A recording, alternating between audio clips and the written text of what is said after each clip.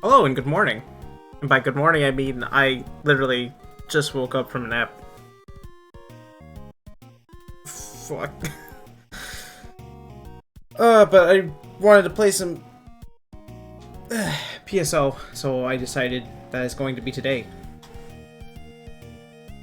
Hi Green, hi Graphy, welcome.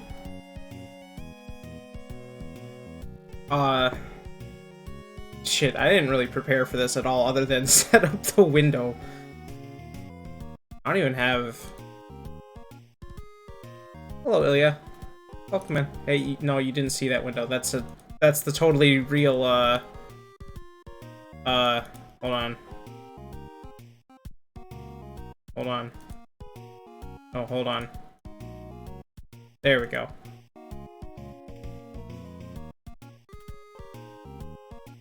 Yeah, we're playing this on a real GameCube. I own this game, by the way. Don't, whatever. It doesn't matter. I've owned this game since I was in middle school. But we whatever. I don't know. I shouldn't have done this waking straight up from a goddamn nap because I'm all over the place now, like brain-wise. But yes, I want to make it a thing to try and just get through this game eventually on impossible, or not impossible, ultimate difficulty, which for anybody that's not aware, the difficulties in this game are kind of weird. You start in normal mode. You always start in normal mode, which is basically more like, hey, you're going to be playing this from level 1 to, I don't know, like 50 or something. Maybe. And then hard mode is like, more like expects you to be from 50 to like 120. And then very hard, it's upwards from that. And ultimate is like 200 plus. Oh, also, there's great, cool FM cutscenes, yeah. So, I'm gonna shut up while these play for a minute.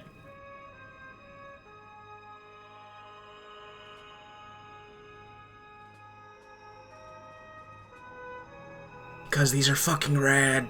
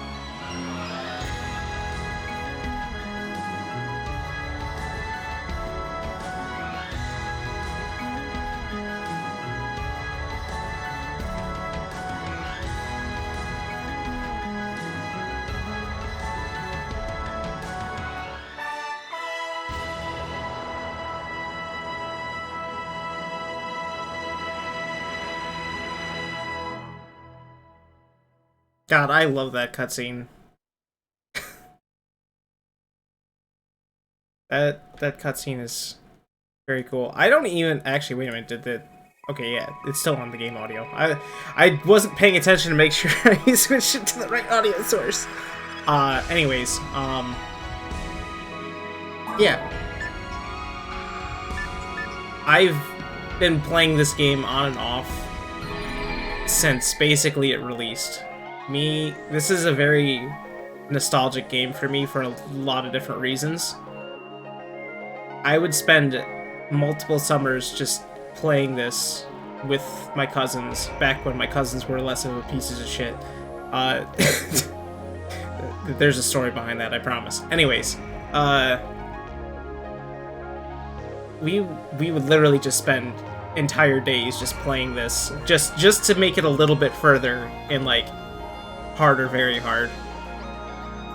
This game means a lot to me for unknown reasons other than it's just what we played. And when I got so excited about PSO2 when it first got, like, not announced, but, like, discovered, I guess, more than anything, because there really wasn't an announcement for it for the West. It was just like, oh hey, by the way, PSO2 exists. Oh. Well shit, is it anything like the originals? Nope. Didn't have an internet connection that hooked up to your Dreamcast? Yeah, see, I never did either. I never had... Well, okay, we didn't have it for Dreamcast, we had it for GameCube. We had this version of the game, which was episodes 1 and 2. Hi, Demo, welcome in. Oh yeah, I have a new emote. It's just one, but it's mine, I guess. I don't know. People seem to like it. I kind of hate it, but that's less important right now. I'm still need to go back on the ramble of this game. So, yeah. Yeah, I like the sip emotes.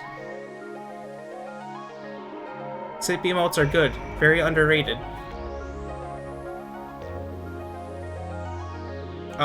Anyways. Like, here, let me at least get to character creation.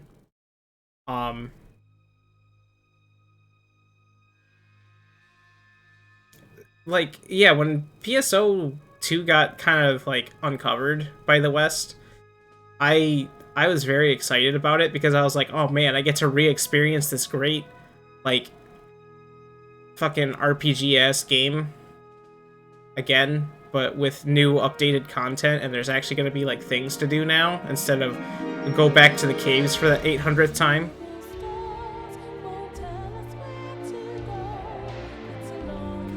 So when I ended up playing it, I was like, well, wait a minute, there's a lot different going on about this. I kind of hate to be that person, to be that, you know, rose tinted, the old way was better, but I kind of hated PSO2 a lot because it fundamentally destroyed everything that I really liked about the Phantasy Star Online original. It became more of more action with RPG stats tacked onto it in a very loose way that just kind of felt gross and sloppy. Like, the most exciting feature that a lot of people were talking about with Phantasy Star Online 2 when it first came out was that there's a jump function. Well, okay, sure, but what? Why? Who gives a shit? It very much does not feel anything like its predecessor in a lot of different ways, and not always for the for worse. Like, yeah, the free camera movement is a lot nicer because, you know, who the hell wants to deal with the shitty camera in this game? But, like, an entire aesthetic kind of just, like, went out the window.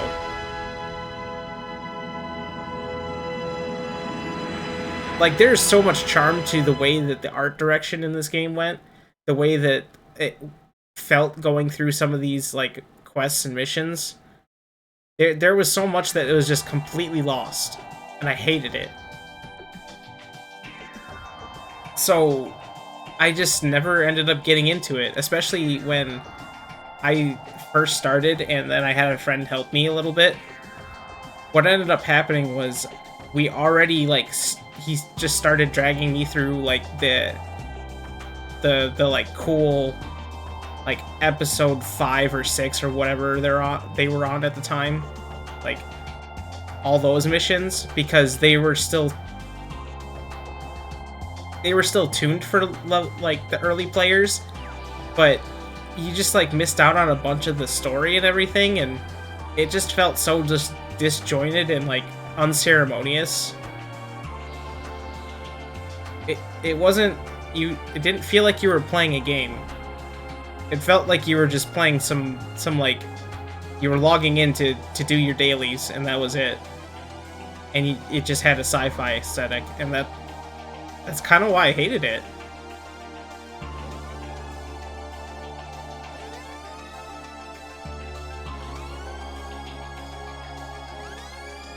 Yes. Yes, PSO 0 did use this same stuff.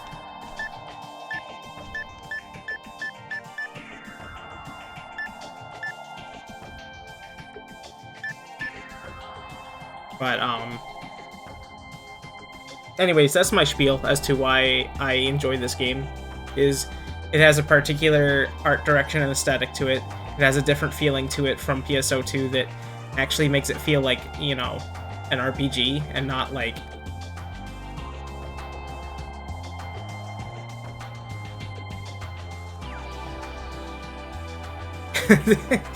yeah, sometimes you gotta take the headcanons into your own hands and just roll with it instead, because boy howdy is it just sometimes better that way.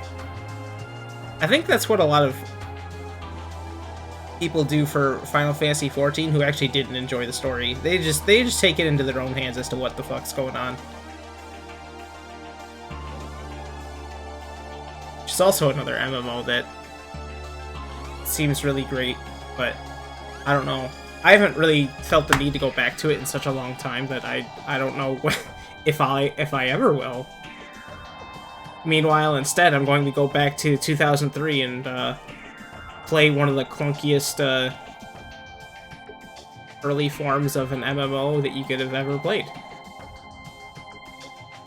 And it's not RuneScape.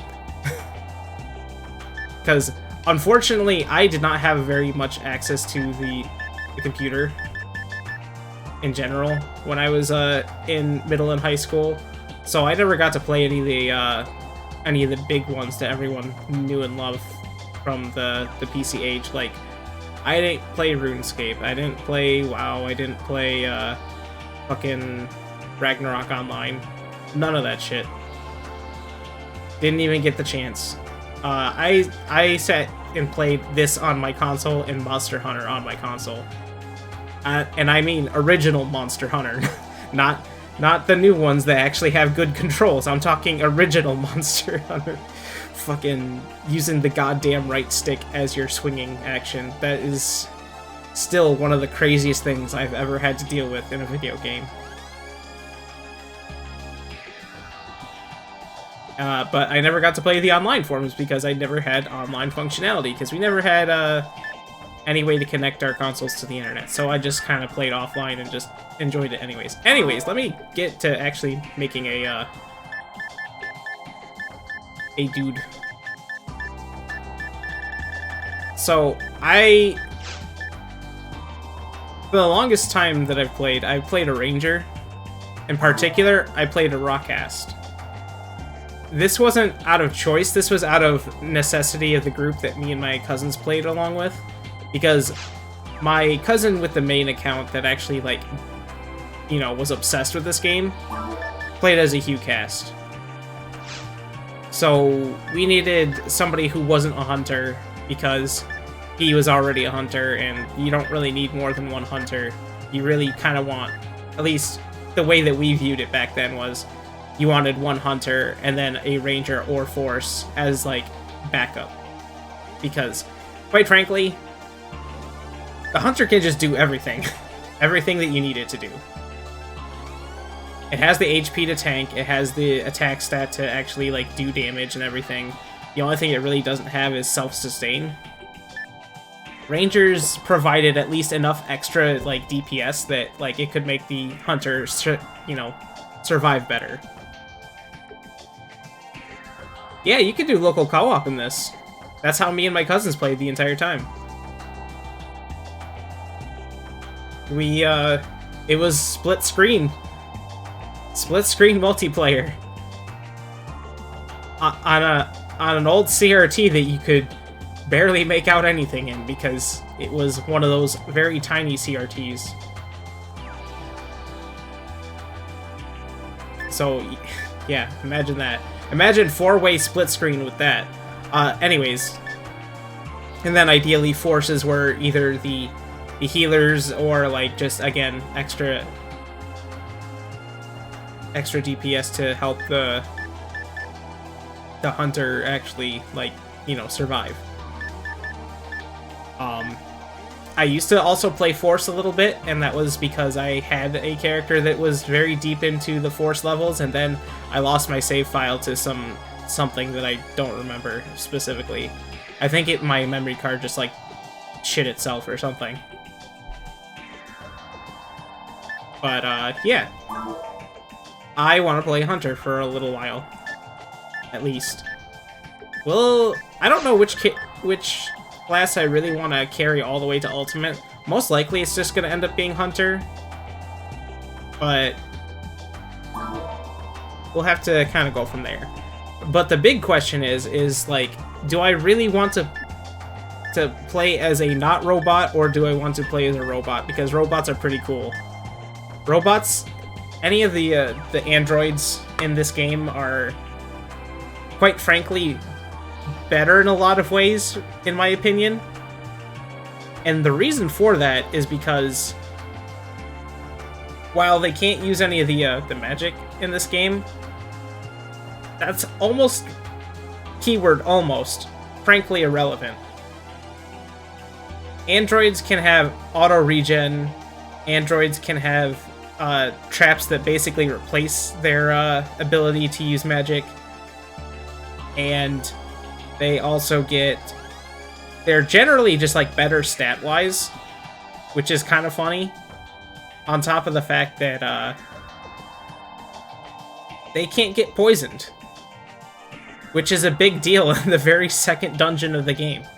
If you can be poisoned and you are not an android, you are having a bad time in the caves. So the real question is,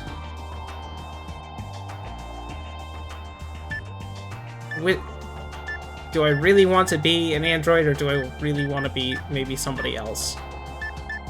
As far as I'm aware, with the hunters at least, the HuCast has the best like damage growth out of everybody. The HuCasile gets better accuracy, better agility, etc. This guy is just balance. Just like straight balance, aka boring mixed slab of meat. And then the Hugh Nuriel is basically just like, you know, slightly magic oriented, because of course, I don't know, archetypes and like fucking bullshit gender stereotypes in video games for some reason. To which I say, you know what, fuck it, I'm just gonna be android. We're gonna go from here. But the real question is, what? Okay, we're not picking head number 4. That's what is this design anyways? Cause I don't know about that. Sonic the Bee. Yeah, something like that.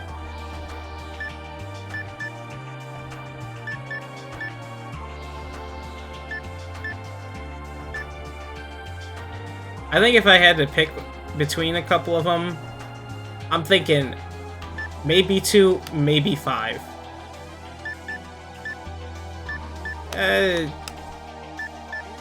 Actually, I take that back. Maybe 2, maybe 3. Because 1 has that stupid-ass ponytail that I just can't get over. And this one is reminding me too much of fucking Lotus from Warframe, so no.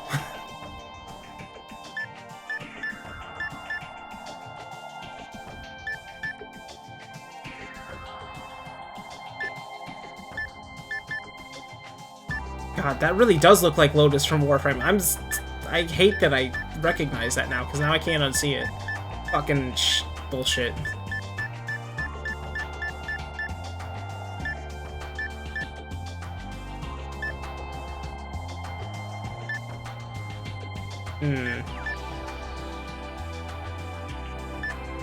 Do I want a face or do I not want a face is the real question.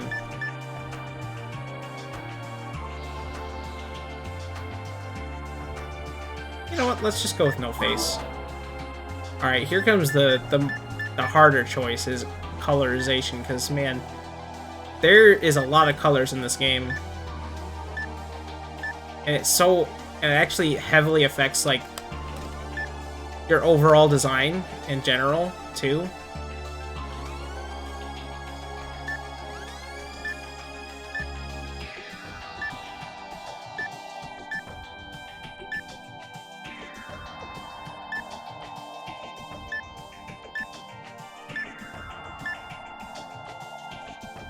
Like, it actually even affects, like, some of the armor design in general, because, like, if you look on the arms between these two colors alone, like, you can see parts of the model are completely different on the arm.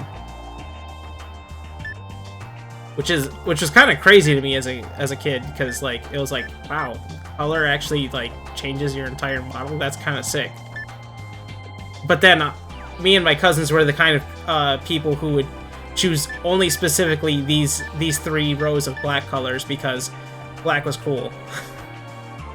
Black and red was the combination to go with. So obviously that was the choice everybody picked.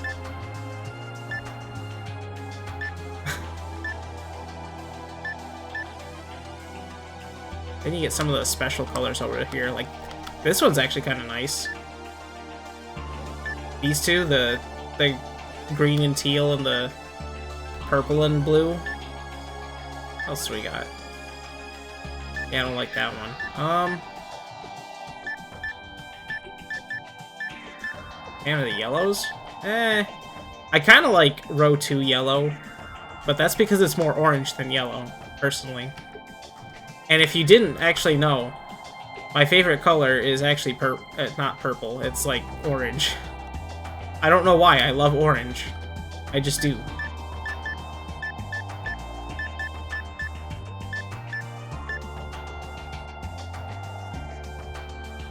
Oh, well, yeah, that's true.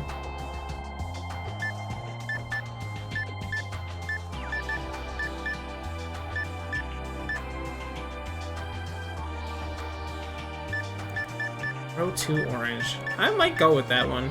Row 2 orange, or maybe row 1 of the first special.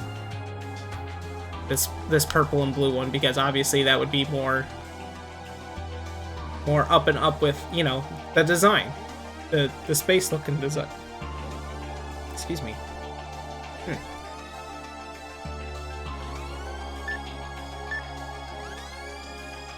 Yeah, we'll go with that one.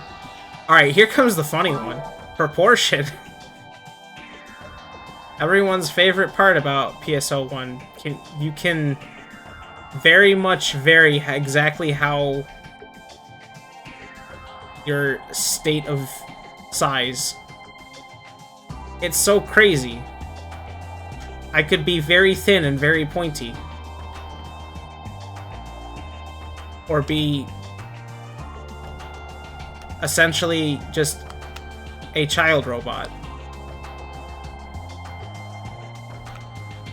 I forget what the lowest height of the the hue casts are, but I'm pretty sure it's somewhere between, I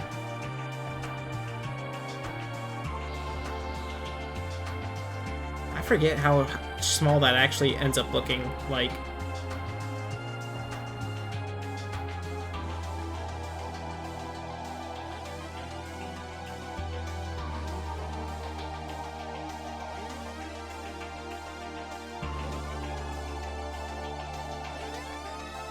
Or it could just be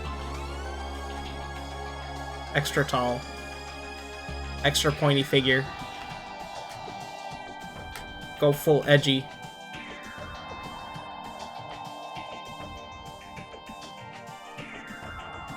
You know what? Yeah, let's be Stick. Alright, here comes the other important thing.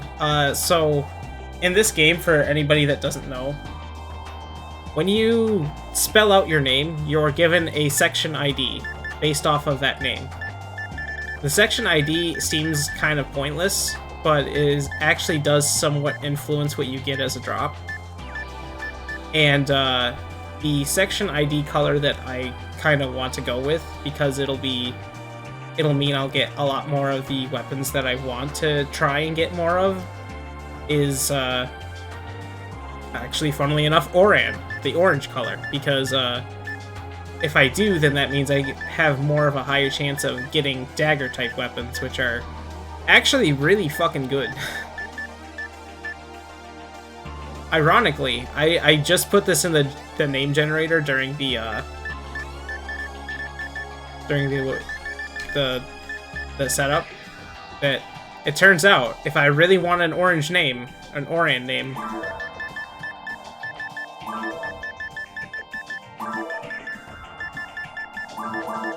I just have to use mine. Supposedly, at least according to the generator for that I found online, that will give me an Oran section ID. And in fact it did. Cool.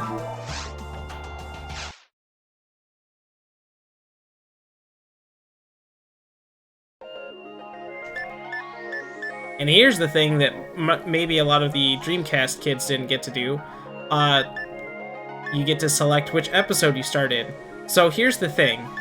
You can start at either one, whichever one you want, very easily. But episode 2's scaling is so much higher. Like, the EXP curve or the expected difficulty curve, goes up way faster than episode 1 does.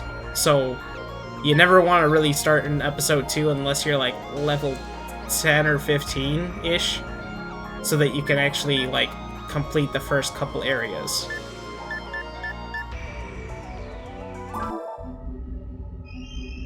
That, and also all of the quests are only in episode 1. You don't get any of the episode 2 quests, because I don't think episode 2 actually had any quests. I think it was just there.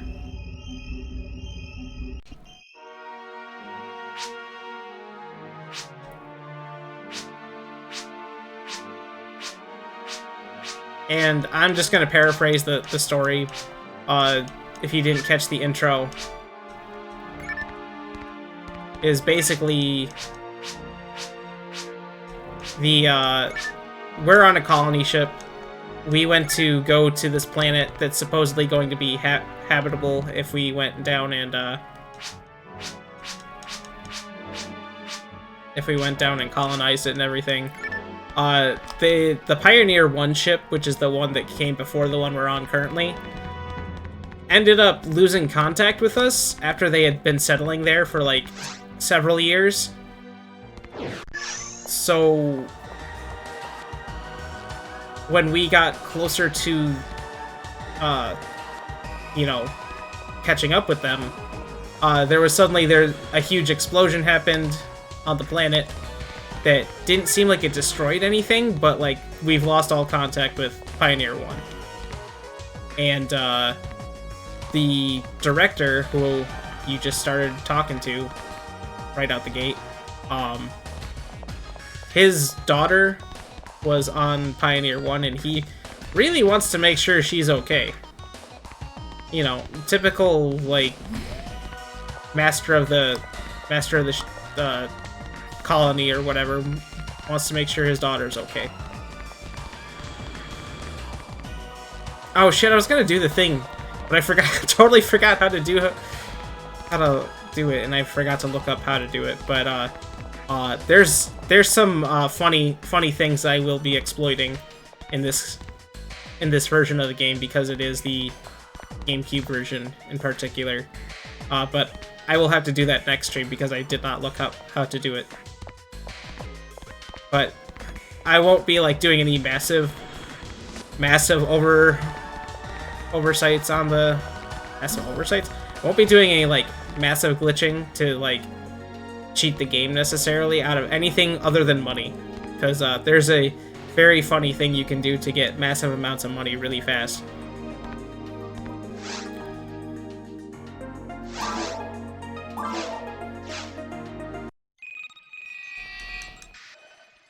But yeah, so we're a hunter, which is basically just a bounty hunter.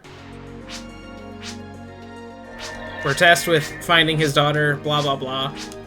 On top of that, we're taking some clientele quests and such.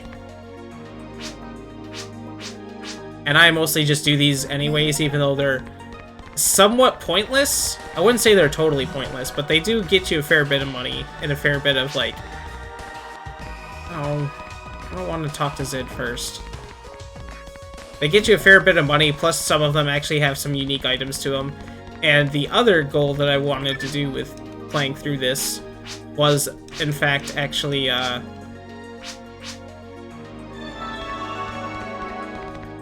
eventually wanted to start trying to kind of get a lot of the special weapons, the red weapons, as best as I can while doing all this, because I figured it'd be a cool, like, thing to do as a... Do I have just... Okay, I only have a saber.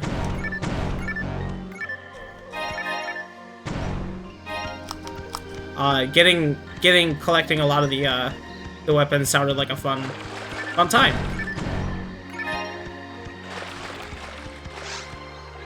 Alright, first things first.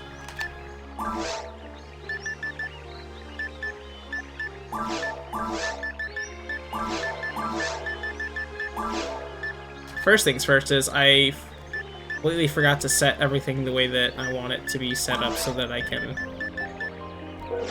play the game the way I need to. Otherwise, let's see.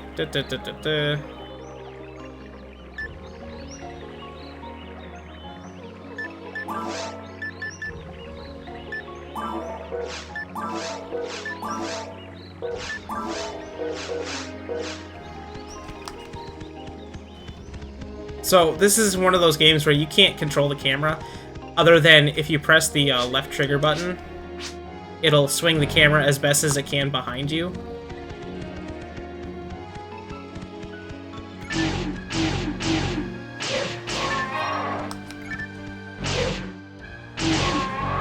And I need him to stop trying to kill these wild animals for me, because he's actually stealing a big chunk of the EXP, because whoever does the final blow on these things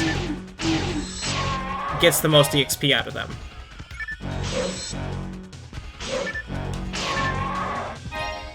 And if you don't actually hit the enemy before they die, you don't get the EXP, period. Like that.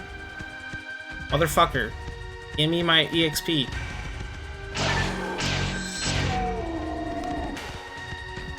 Another thing that I actually just recently learned while watching a speedrun of this is actually that the third hit of every combo that you can do is actually more accurate than the first two hits at all times. So generally you don't want to start off with the heavy attacks, because the first two are more likely to miss out of any of your attacks anyway, so it's better to just use the last hit as your heavy attack regardless. The other thing that's funny to note is that this game has a weird system with momentum, and that while you're actually like walking around, you see that I have a little bit of startup before I break into a run and everything. Well, while you're targeting something, which is aka anytime you're near any sort of like danger or any sort of enemy, you know, you will never break into a run because, you know, the game is trying to have you focus on that target instead. Well, there's a way around that. That's by having this quick menu open. Because anytime that you have a menu open, you'll actually always move at full speed.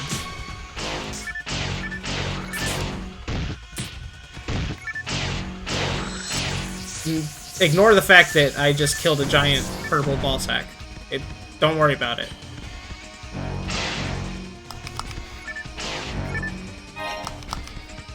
This is definitely a sci-fi game in which things look very grotesque and very strange.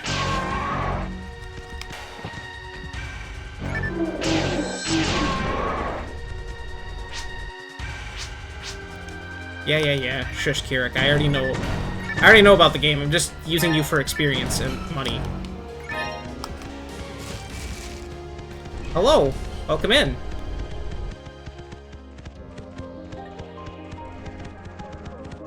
Oh, yeah, Petchy. You know PSO so well? I wish I knew it better. I know of it, but, I don't know the very particulars of some of the things. Some of the more finite details that you really only get by playing this game for, ever.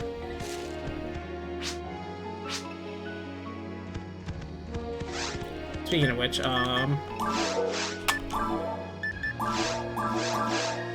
you also get these things called mags. Which, they're basically like little pets. You can kind of see it. It's like that little blob next to my shoulder. And you can feed them.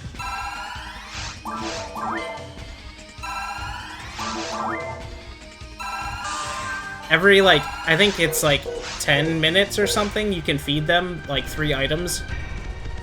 And, it's actually really important to do so because of...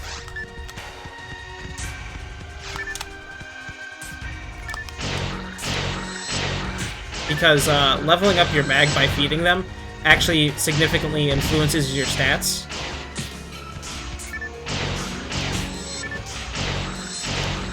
But also, you have to... If you want some of the better mags in the game, you actually have to, like, basically kind of... You have to be very careful with how you feed it in general. Essentially, there are some breakpoints that determine whether or not it will evolve into a special kind of mag. And it has to be at certain level values in order to do that in certain stat categories.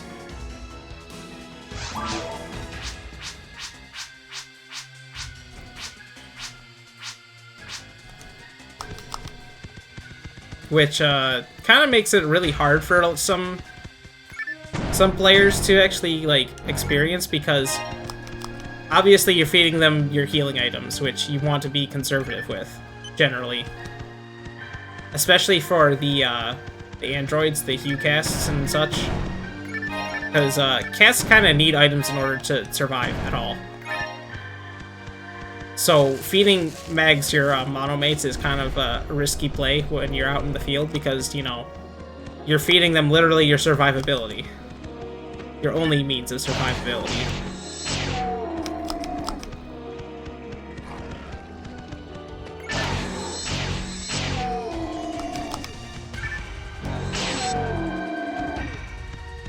Yeah, basically that is also true.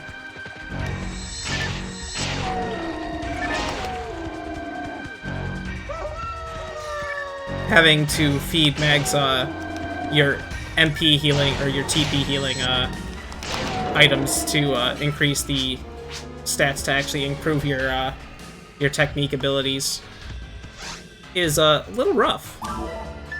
Also, I should probably actually equip some of these things that... Oh, I got a frame with a slot on it really early? Thank God. Wow. Okay, I'll explain that in a minute, but...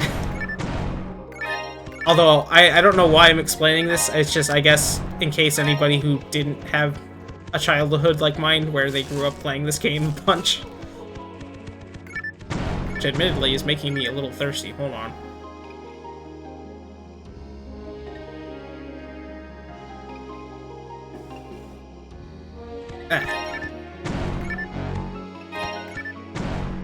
So, to get to that, you have some armor pieces as well that... Basically, all the equipment is, to... Which button is it again? For... Okay. Basically, all of these items have, like, specific stat requirements in order to actually equip them. And some of them come with these things called, slots, which, are very good because slots let you equip, an additional item that can modify your stats even further. Usually with stuff like, they're basically like amplifiers. An example would be Digger HP, which gives you, like, I think a bonus of, like, 15 HP or something.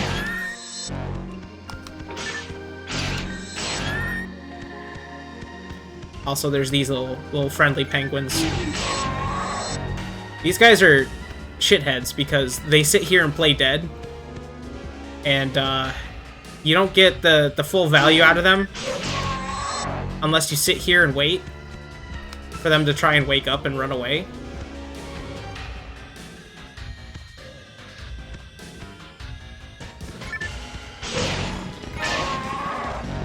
Although it's less important for regular rappies and more the rare breed rappies, which is another mechanic I gotta go into, I suppose. I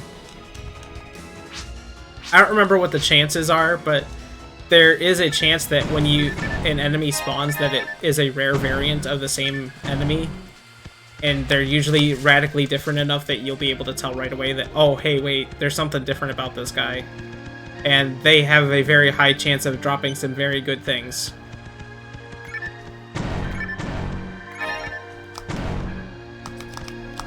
Like, just generally good items and are also worth a bunch of experience more.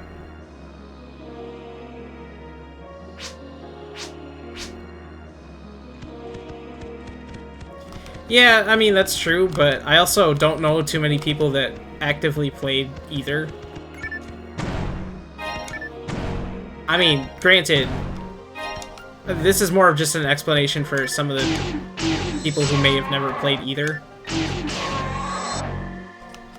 But I recognize that I have a couple friends who would know a lot about at least PSO2 and would be able to recognize it from this.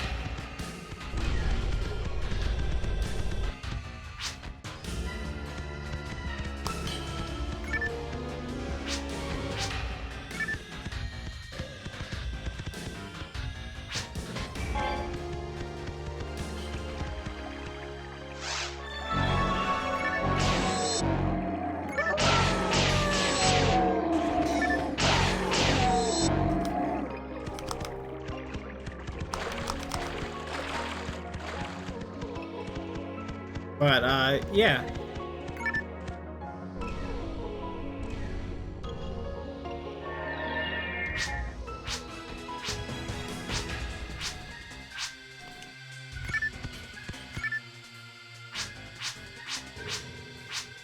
At this point, I'm... Oh yeah, they wouldn't understand the monofluid thing, though. Man! God. Imagine not having to worry about monofluid. I haven't played PSO2 in so long that I actually kind of don't remember anything about, like, some of those particular mechanics. Alright, before I do anything, let me... Alright, these two have better evasion, but this is the only one with a slot. It's also weaker by 1 defense point, so, hey! Honestly, doesn't matter enough for me to actually Yeah, it doesn't matter enough. I'm surprised I didn't pick up a single handgun the entire time I was in there, though.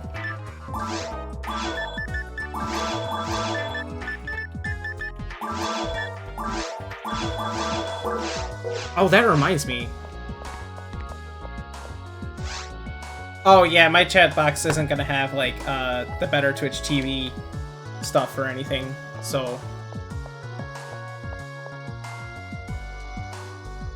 Especially since I'm mostly looking through the, yeah. I know there's a way to set it up, but I haven't really remembered exactly how to set up. I also want to...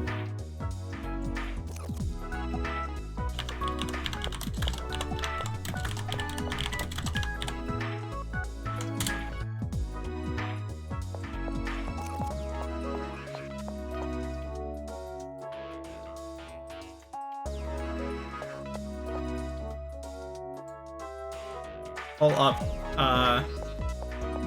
some feeding stuff because I completely forgot that I want to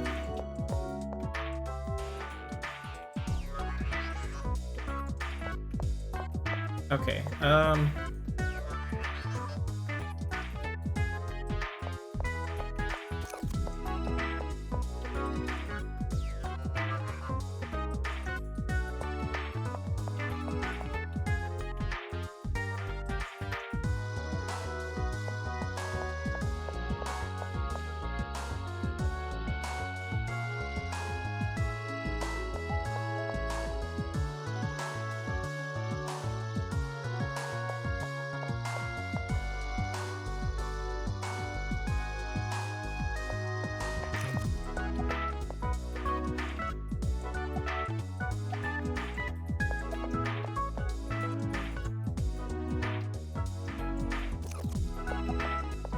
yeah, you know what? I'm probably not going to be able to find the answers if I sit here and try to look them up right now. But essentially, there's some very particular ways in to feed your mags to be able to have some better stat outcomes as well as evolution upgrades. So I was going to look that up, but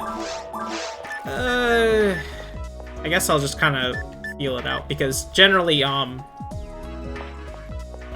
items affect mags differently. Especially once they evolve, they actually have, like, a very significant,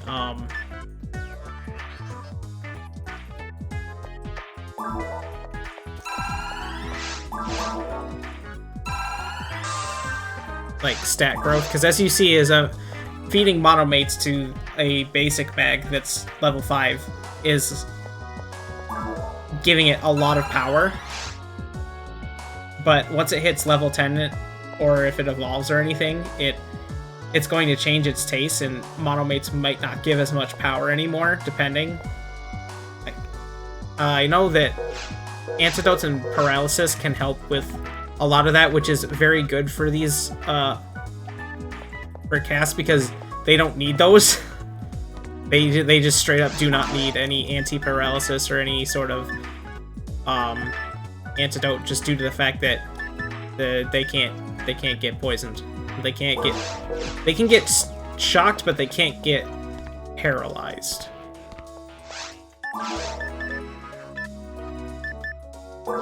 So having some of those on hand to feed to mags instead of your important healing items is generally a good idea.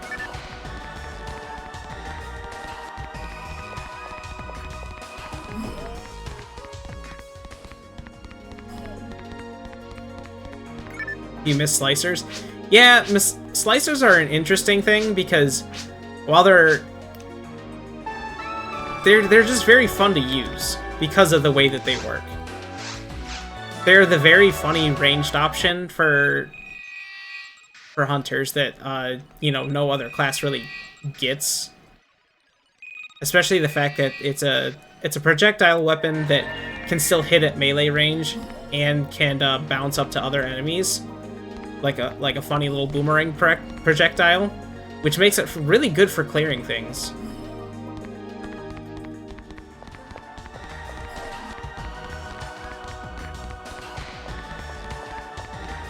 But I think, like, generally slicers are considered like not very good otherwise.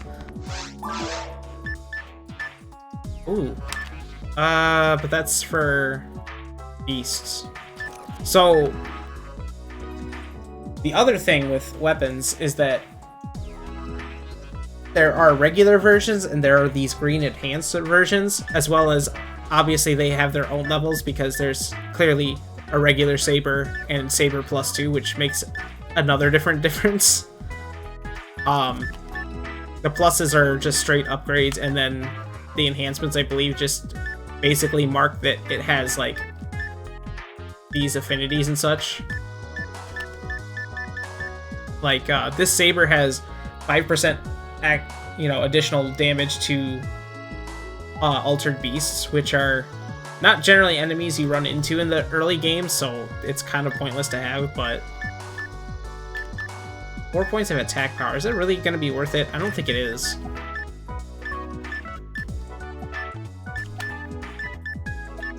And I don't think I want to pay for a handgun. I think I can just hold out until I find one in the wild.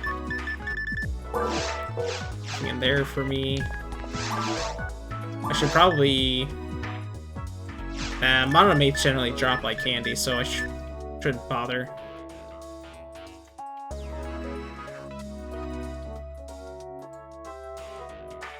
Oh, did they rise from their graves? Correct.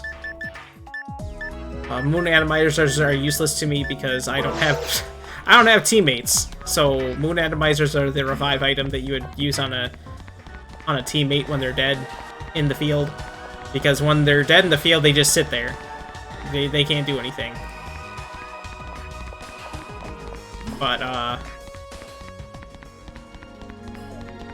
if you have a moon atomizer, you can, res them up.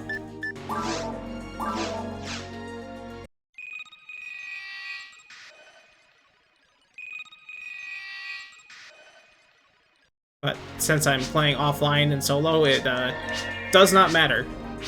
In fact, I remember there was a point when I was playing when I was younger that I would never keep moon atomizers on me until I was playing with my cousins in particular. Because they were just like wasting inventory slots. Because guess what? There is limited inventory in this game. You can only carry so much before you have to go back to town and sell junk or just not pick up stuff. And I'm greedy. I like to have as many items as possible, so I will always carry as much as I can and then teleport back to town just to reap the benefits of the selling a bunch of useless stuff that I'm not going to hang on to forever.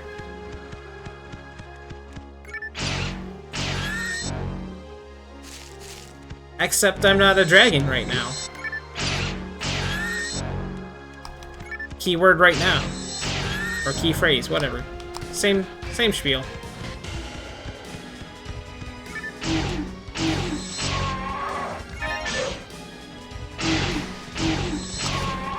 Hey, damn it, crappy. Hey, what the heck? Why is my redeem not working? Sammy, damn it. Hold on.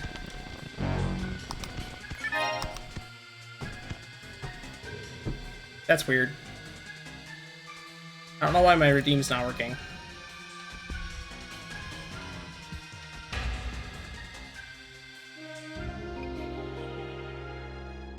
Why isn't my redeem working? What the hell? Well, alright, fine. I guess Sammy updated and it didn't like the way that I had stuff laid out, so I just have to fiddle with that some other time.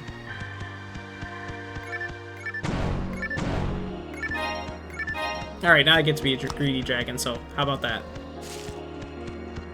I need to make like a fancier like transition into doing this. Oh, hey, there's a handgun.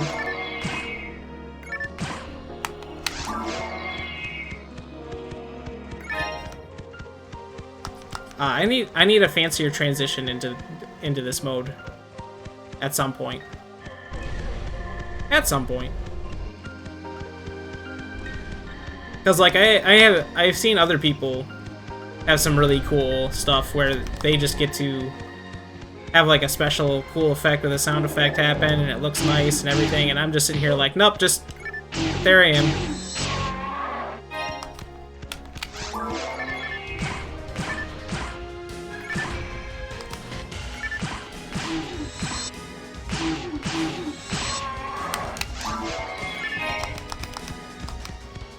I'm glad that my microphone is picking up my GameCube controller clacking very loudly when I press the when I'm pressing the shoulder buttons.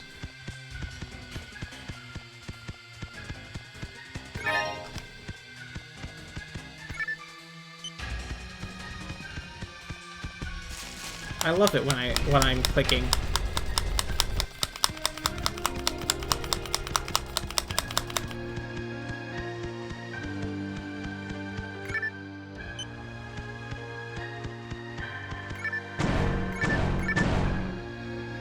Part of that's because I don't have like a stronger filter on, because I don't have a filter? Gate. A stronger noise gate, because I don't have a boom arm for this thing that's actually going to be effective. Partly because I actually do have a boom arm, but I don't have the space to be able to set it up in a way that's not going to be so intrusive to me that it's just not going to work out. Because I don't have a good room space for this.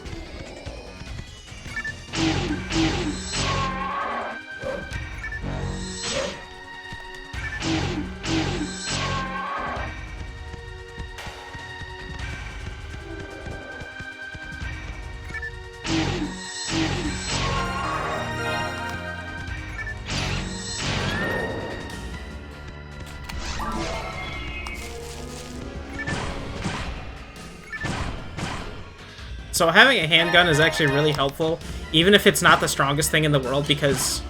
Nope, you little shithead, damn it. Well, one, for the Rappy that just ran away, if I had actually, you know, was able to target it and hit it at least once while it was running, it would have dropped an item that I, you know, would have liked to have had. But on top of that, just having any sort of range is always a good thing in this game. It's also very helpful for opening up boxes.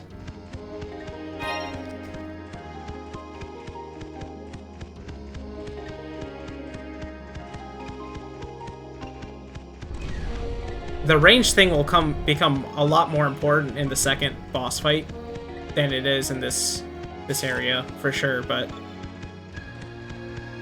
I always liked having a handgun on hand, if nothing else. Also because you get to do this fun thing with Rappies. If you hit them from a distance, you don't get the EXP reward for them and immediately make them flee, so that you can just hit them a second time and just immediately get an item out of them. They're not really worth a whole lot of EXP anyways, so...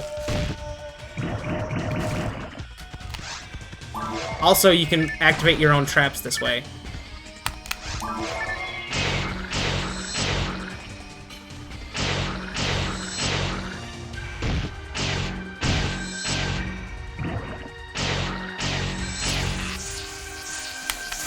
Also, handguns are a lot better with dealing those little monests than using a saber, because try hitting one of those little bastards while they're circling you for like ever.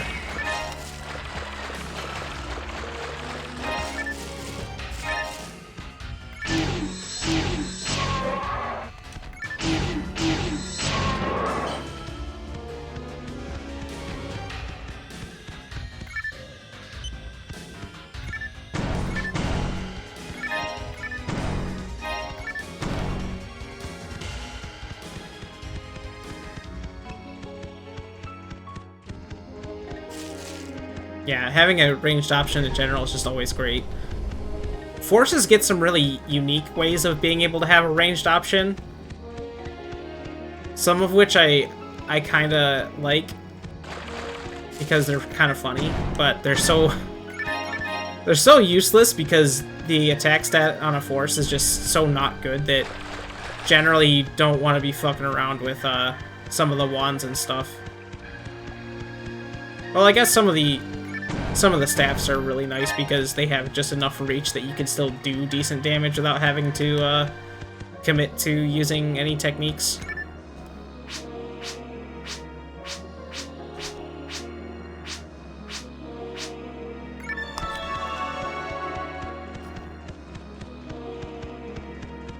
But I genuinely almost never used like any of the weapons for melee in any sense for forces because it was just pointless.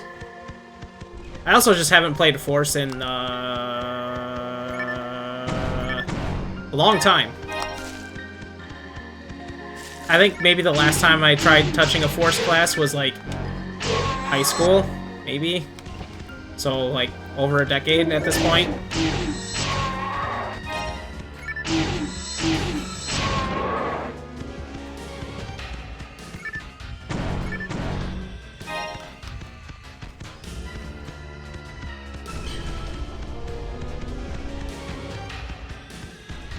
Rangers were always my jam just because, again, I kind of got brute forced into the role, but also because, honestly, the best part about being a ranger is that you can still do pretty effective damage without having to be anywhere close to danger.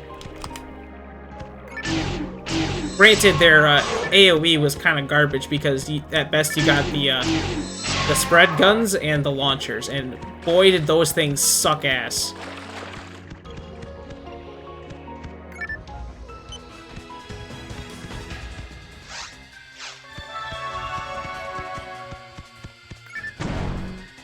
Not to mention, like, I could almost never find any single,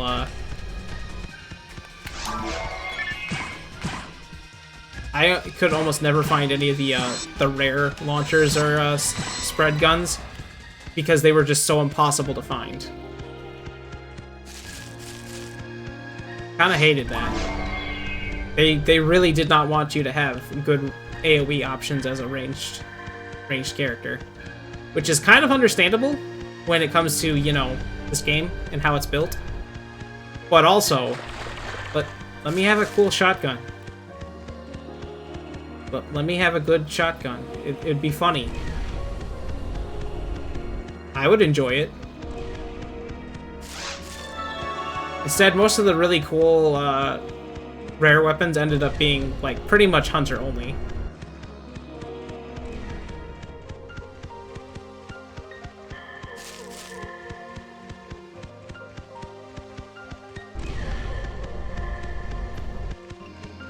Really? It was just a generic spread gun? Huh. That's kind of neat. I know PSO2's guns were a little bit weirder because it was like playing a third-person shooter in a lot of ways, and also that the launcher in particular had some really funny skills, including riding your launcher like a fucking motorbike.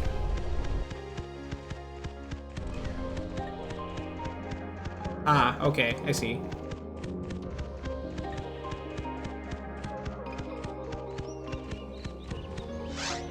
The launcher skills were so funny. I don't know why people hated using launchers. They were so fun. Well, then again, PSO2 is also where people started going, well, you have to use this because it's the meta, and not because, you know, it's more interesting to use. So, you know, I suppose that there's also that problem that PSO2 has.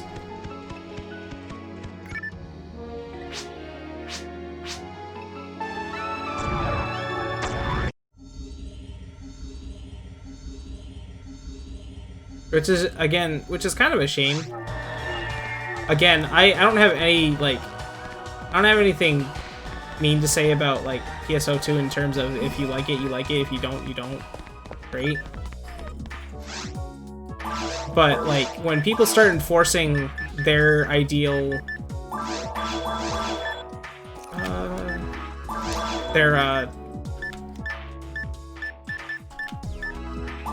why am I even considering those frames? Those are nothing. Their meta onto you, then it's just kind of like, man, fuck off. I'm here to play a video game and have fun.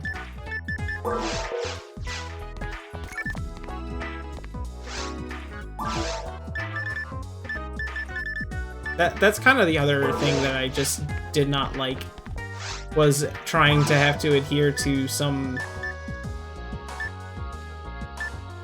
heat dagger, huh?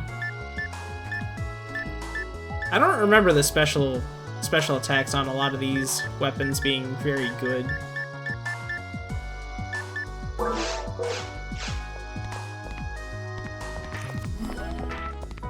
But yeah, no, I don't know. I really hate that there's always a meta community in like an MMO that tries to enforce whatever bullshit logic on you.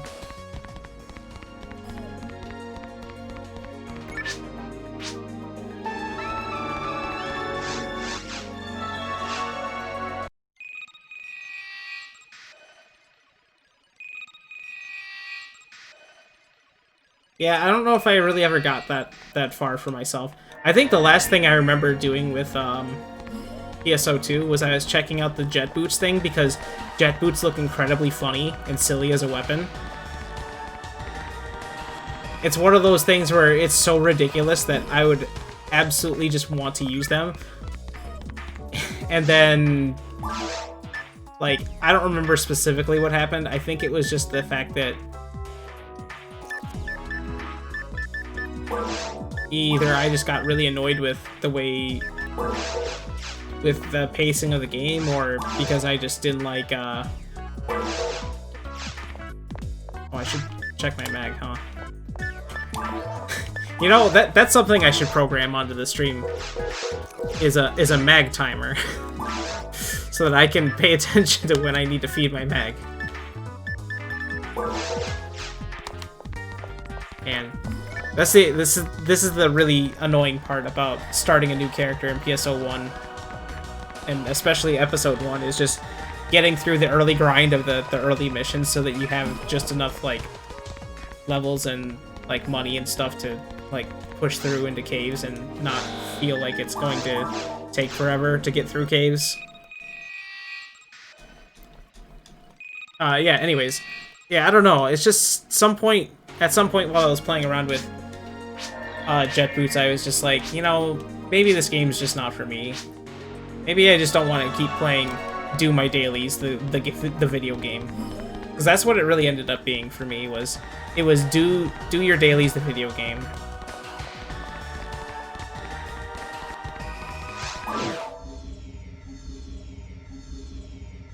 I know NGs or whatever was like more better suited or whatever, or is like an improvement in some ways, but I never bothered checking it out.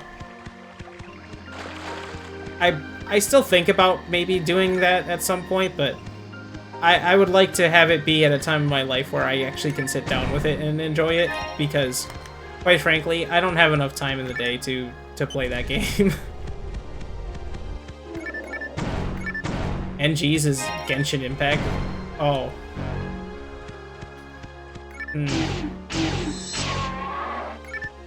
Not enough content yet.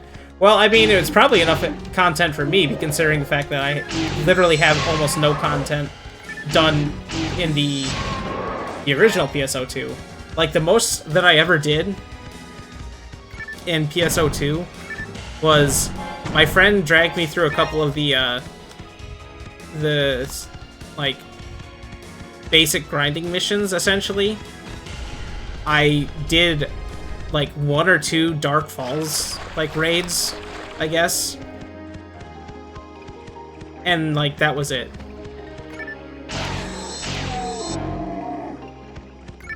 I think the last time I played PSO2 was when Hero first got introduced as a class.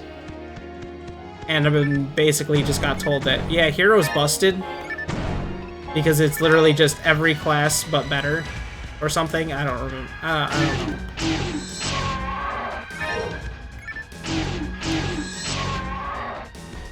I just remember that there were some really, really silly things going on in that game, and it was very strange feeling. I also remember getting to an area that was basically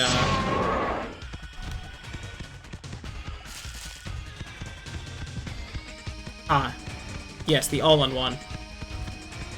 The all-in-one class. Which at that point, why even play any of the other classes? Just play a hero. Who cares about class diversity and interesting gameplay?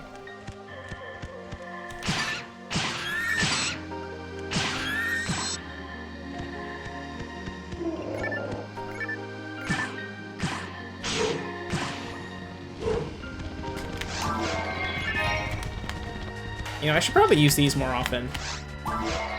Just to save myself a little bit of... No, get... That works, I guess.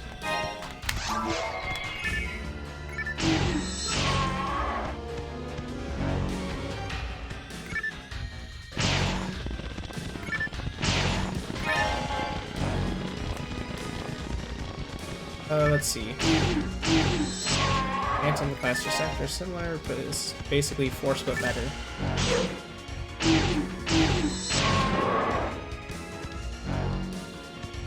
Is that a force that's got a gun?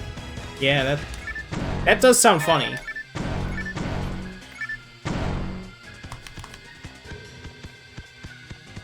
I will admit, that does sound a little funny. But... yeah, it's... I just have a lot of, like... I guess, for lack of a better term, like, feelings about this game that just makes this better for me than PSO2, again. I just want this game, but with more content, really. I don't want a PSO2, I want this, but with more content.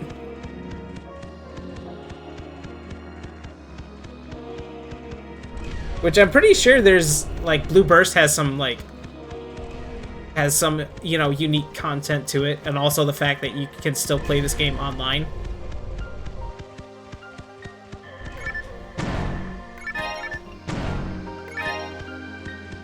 Yeah, they're very different games.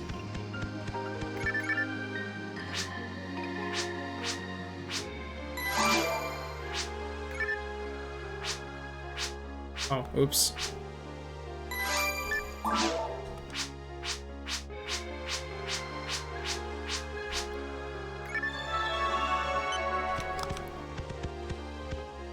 But I kind of wish there was just an easier way to just play the GameCube version online more than Blue Burst. Blue Burst is nice and all, but like I cannot play this game without a GameCube controller. It's just too natural for me to play it with a GameCube controller.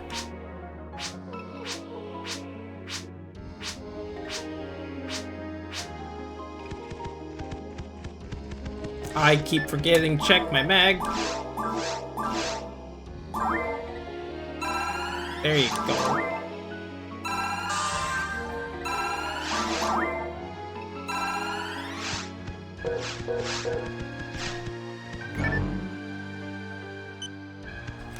Yeah, I never got to actually experience the GameCube or the Dreamcast version at all.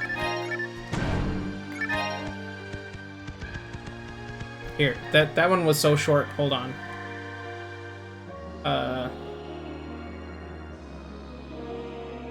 Just because it was fucked up earlier. I'll give you bonus dragon time.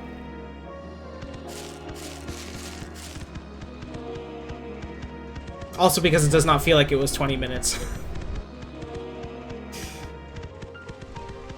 This is the fun part for me about playing this game, is the fact that time flies really fast. In like a very good way. Like, I don't look at the clock and go, oh god, I've been playing for this long, I can't believe I've been wasting my time with this shit. It's like, oh man, I've been playing for this long? That was a good session.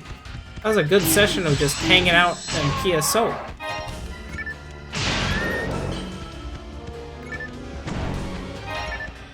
Good old bittersweet memories of summers past.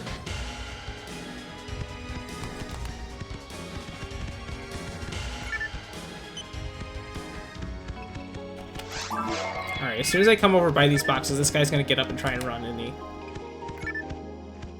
Yeah.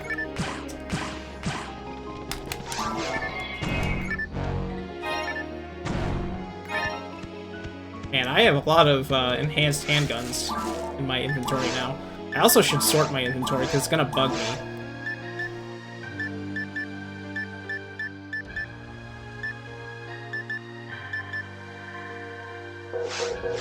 Okay. Also, watching a speedrun of this recently actually makes me realize that having multiples of particular weapons is actually a very good idea, not just because of the whole affinity thing, but also because, honestly, even if I don't like using swords that much in this game, just having one to just slap open a big, wide group of boxes is very handy.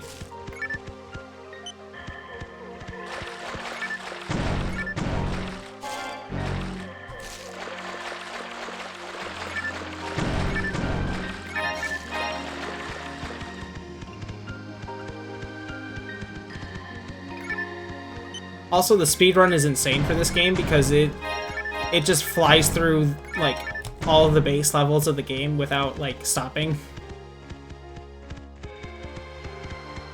It's insane how good, how, like, very achievable making a base character and just gunning it through to the end of the game is.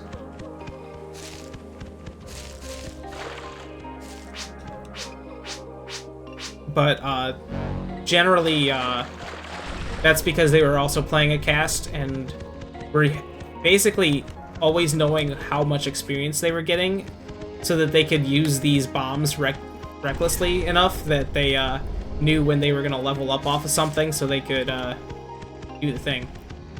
Because every time you level up as a cast, you get a refresh on all your mines.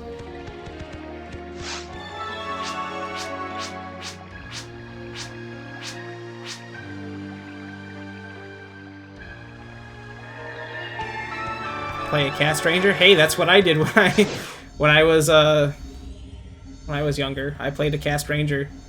I still remember good old Red Hawk. The coolest cast ranger that I ever did play.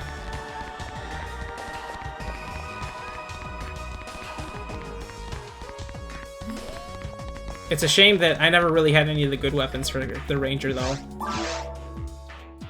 Let's see, what else do we got? Ice dagger? No.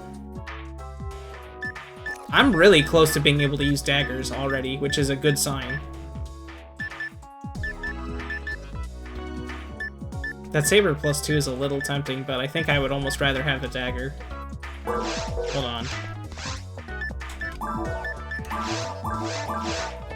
Yes, I can in fact feed you.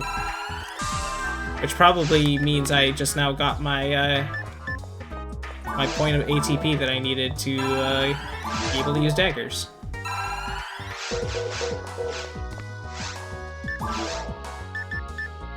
Let's see, anything good about this saber? No.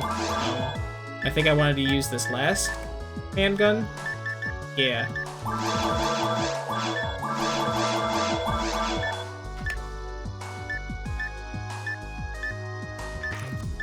Well, this frame has more evasion, but I can't justify it without it having no slots.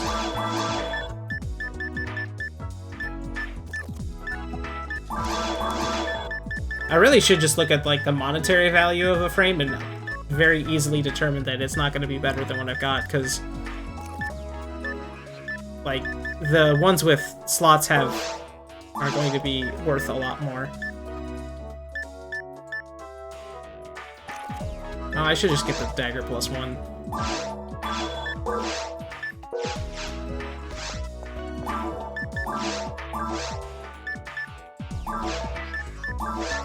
Oh, I already had it equipped. Okay.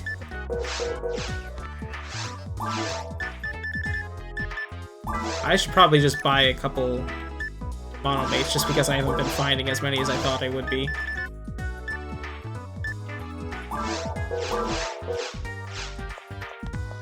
I'll probably hang on to the saber for now, just to hang on to it. But most likely I'm gonna end up using a lot more of the daggers going forward.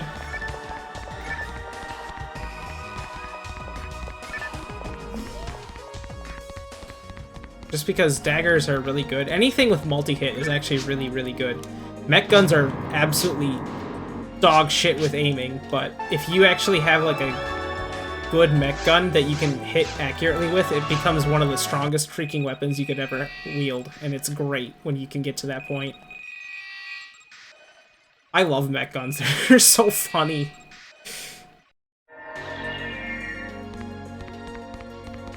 Alright, I should have...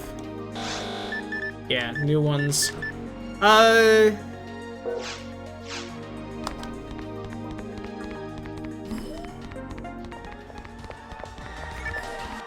Oh yeah, no problem. Sleep well, demo. Enjoy your nap. I know I enjoyed mine before I got up to play this.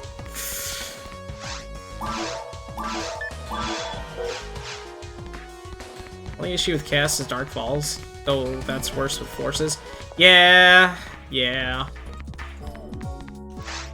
I think...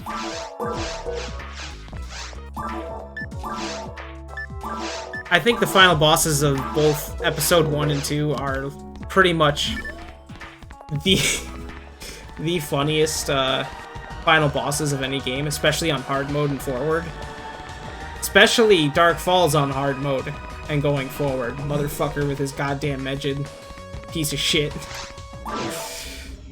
Oh.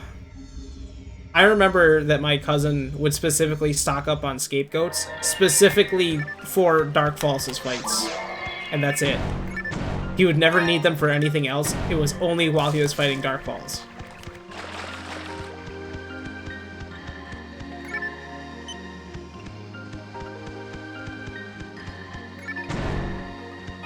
Very funny exploit, as in, like,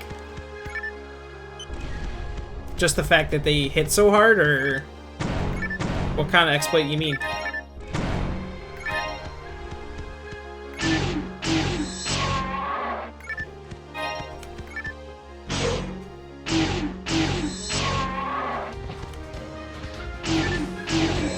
Oh, they can hit through the guard?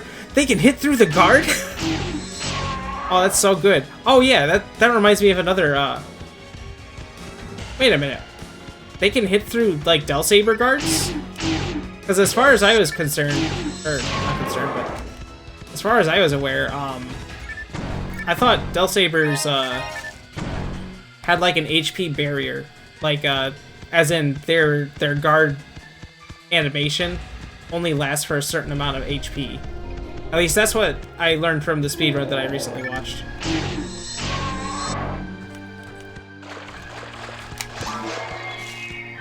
Not that one.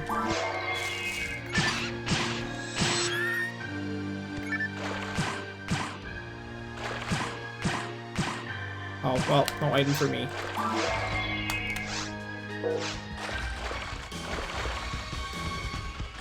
Because, the way that they explained it in that speedrun was that the guard animation has a,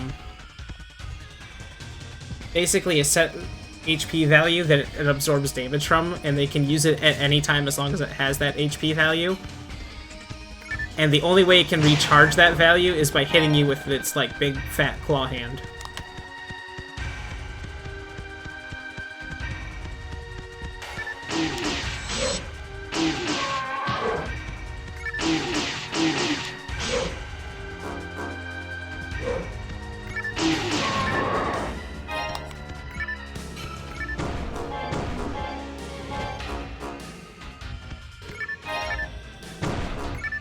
Oh, okay, I see what you mean.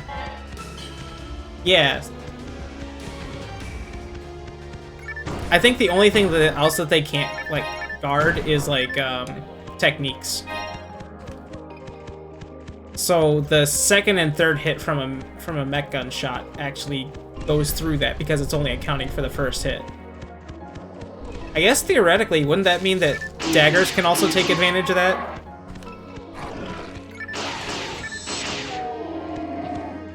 Theoretically, at least.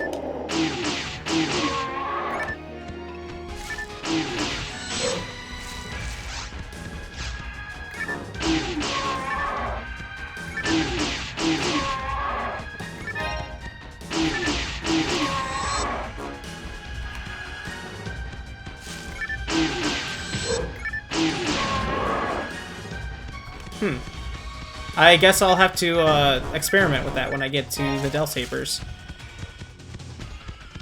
Granted, I don't really want to... I don't like having to experiment with Del Sabers because they're a pain in the ass, but that's better than trying to experiment with a Chaos Sorcerer or something.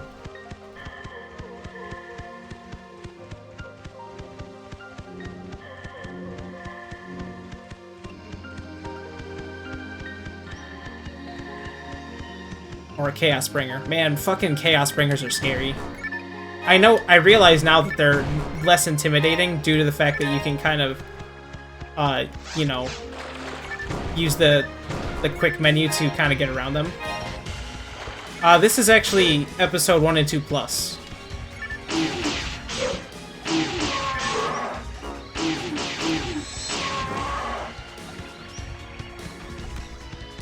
You know, I kind of wonder how good the net play with Dolphin would work if that ended up being feasible. I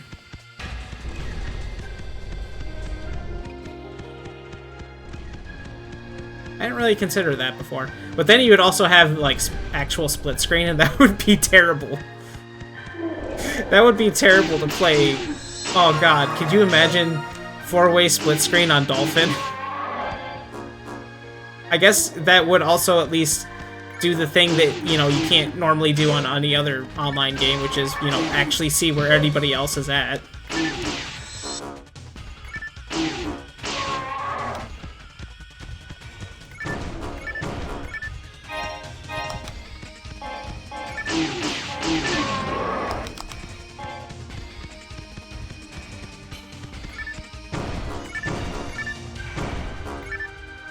Yeah, it would be better because it's modern resolutions, but still. It's still funny to think about. But I guess, I mean, there's worse things. I've seen some people stream a certain Half-Life 2 that had split screen on it. A certain PlayStation 2 version of Half-Life that had split screen on it. And boy, was that a thing to experience and watch.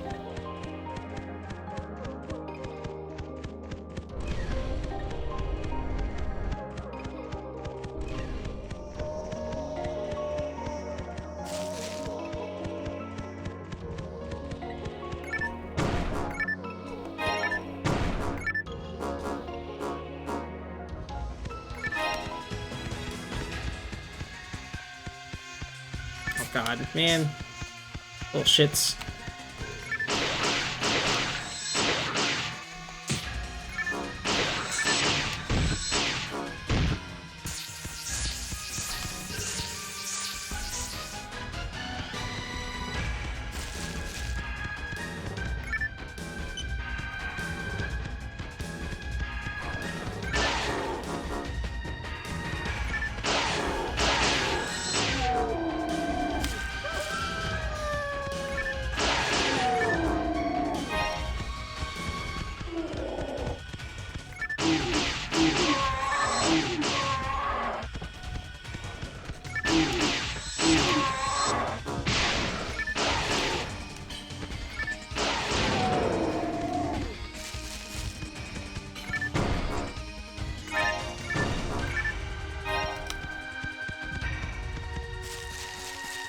I also find it very wild that this game decided to make the bold decision of making literally everything the exact same from normal to very hard, and then Ultimate's like, alright, we're just going to change all the enemy models for no reason. I guess that was like the big allure for me and my cousins, was like having heard this rumor, not really rumor, but like having this information that if you get to the ultimate difficulty, that like everything changes in a cool and weird and mysterious way, even though all it is literally just a, like, you know, it's literally just a model swap for like 90% of the enemies. They still act the same, they still have the same, like, you know, animations generally, but they look different, they look funky. It's weird, it's absurd. But I think that's the other, like, big allure point for me to get through ultimate mode is just being able to finally experience those weird models for myself. Alright, I've got Veruna now. Hello? Get the hell out of here, man. I was feeding my Meg. Alright. Hold on, let me take a quick moment to see if I can figure out what I need to do from here.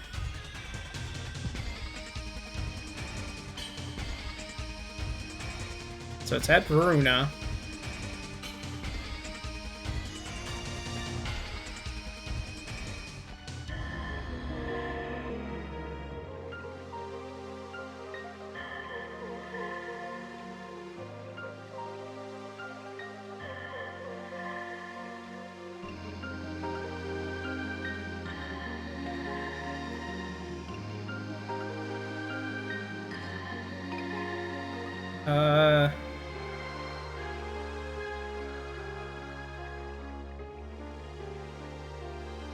This is too much for me to read at one point.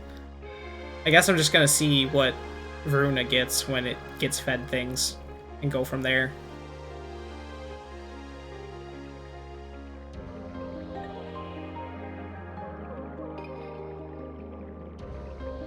Which at the moment, I think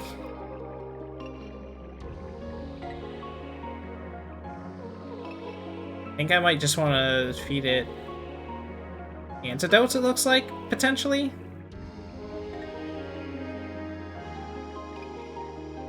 I don't know. I will have to do more, like, bigger research on that eventually. But real quick, I need to go use the bathroom, so I will BRB.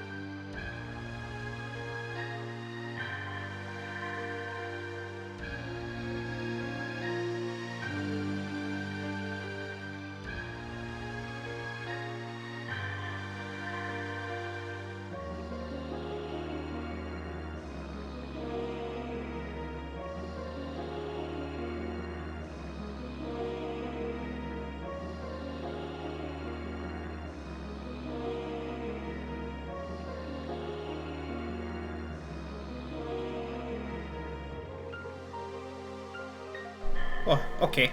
I'm back.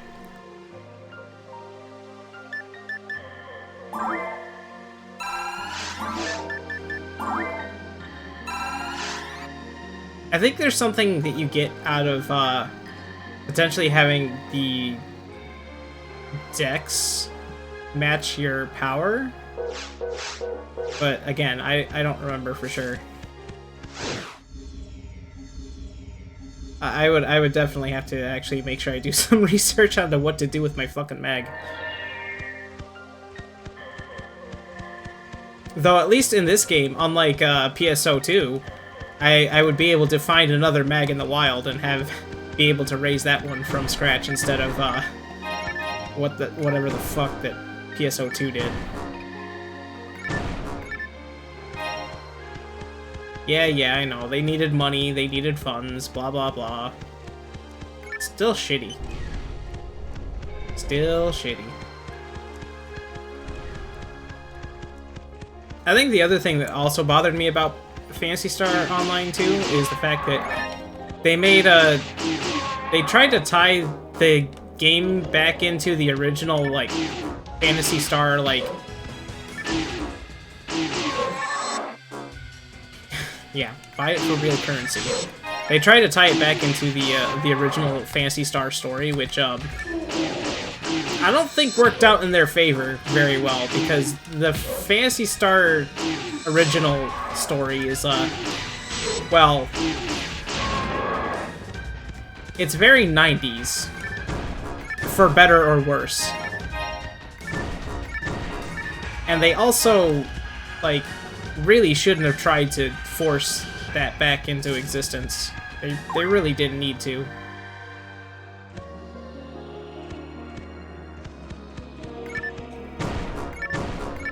Oh yeah, no, don't get me wrong. I think the original Phantasy Star story is really neat in its own way, especially with the fact that what everything culminated to with 4.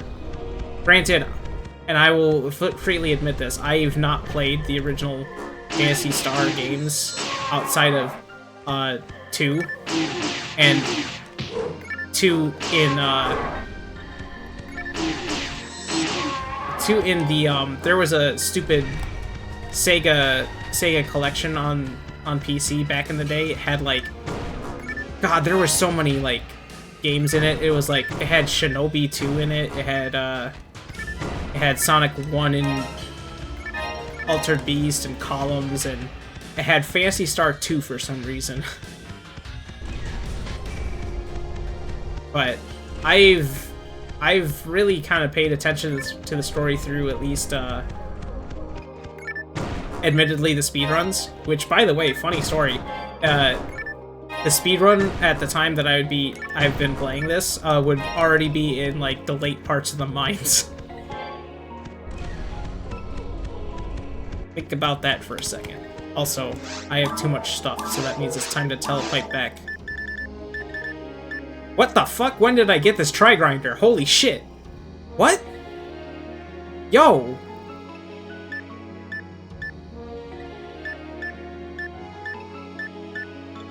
When did I get that fucking tri-grinder?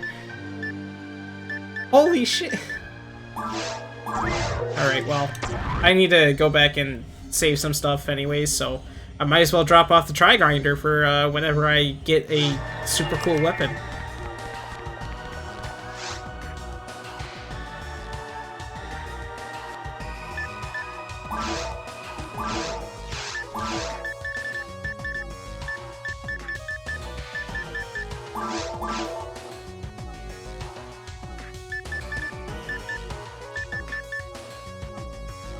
I guess I can hang on to the Saber plus 2 instead of this crappy Saber that I started with.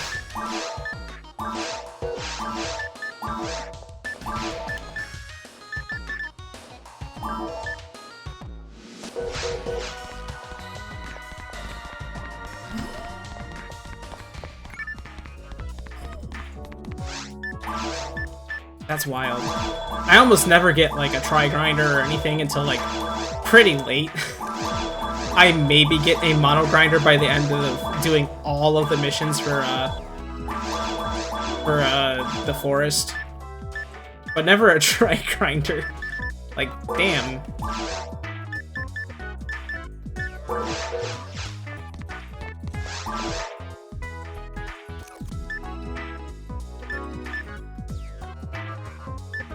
Also, I probably don't need to carry the max amount of telepipes on me. I could just have like 2 or 3. Ooh. But I still don't have any like things to put in the slot, but it's also only like 1 defense power. Maybe not. Never mind. This Giga Frame would be nice. This Giga Frame would be very nice, actually. Hold on. Hold the phone. There is a limit, but it's different between weapons. I do remember that, the, like, base weaponry that's not special as, like, I think it goes up to plus 15 or something. And then all of the unique weapons, all the red weapons, basically have varying plus or minuses depending on, or, yeah, different, limits to each other. I can barely afford this, but I'm going to because that'll be very worth it in the end.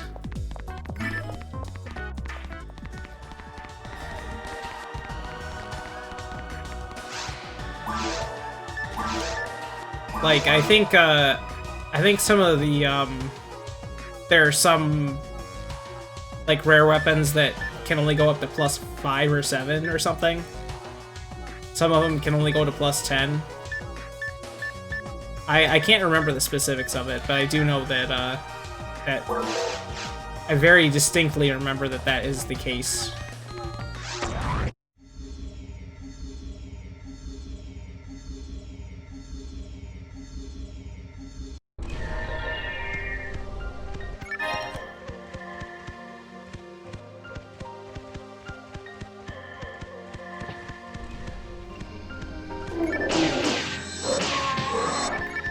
Well, that didn't work out the way I wanted it to.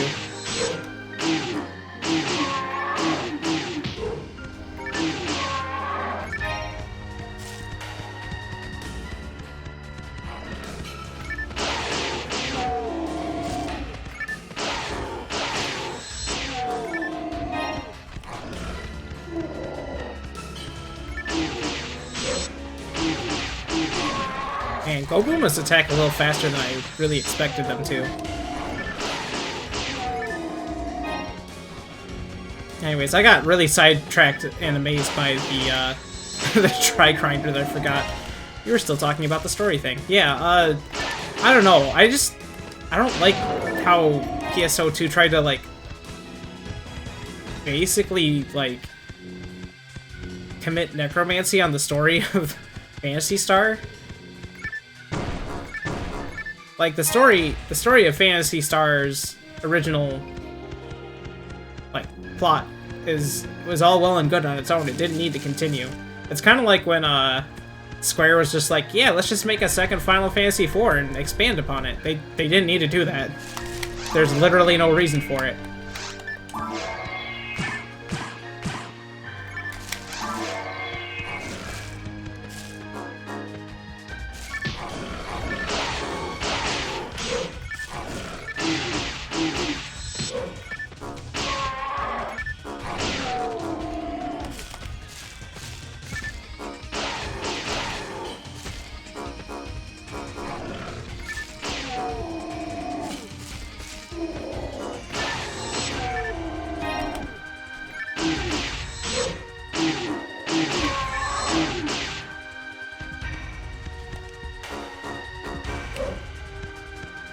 Alright, this is gonna be annoying. In fact, so annoying that I'm just going to do that.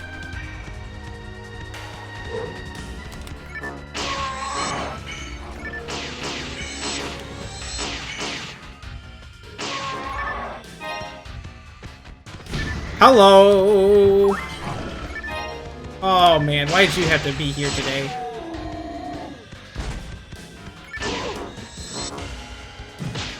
Motherfucker.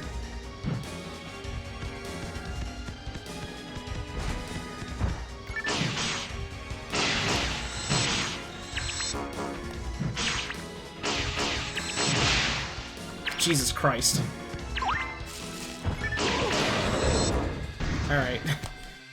There we go.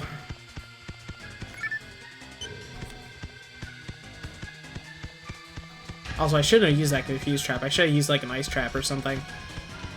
Confuse traps are really only good with groups of enemies, not for solos.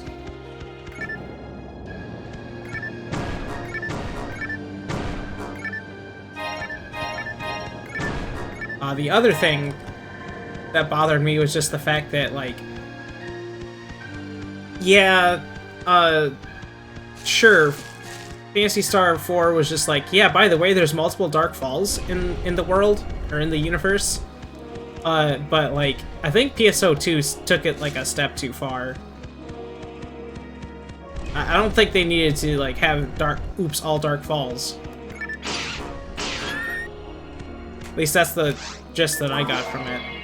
I kind of zonked out on some of the details, but I'm pretty sure that was, like, the big thing was, like, it was just Dark Falls is everywhere, and not in the fun and entertaining way. It's just, nope, he's just there.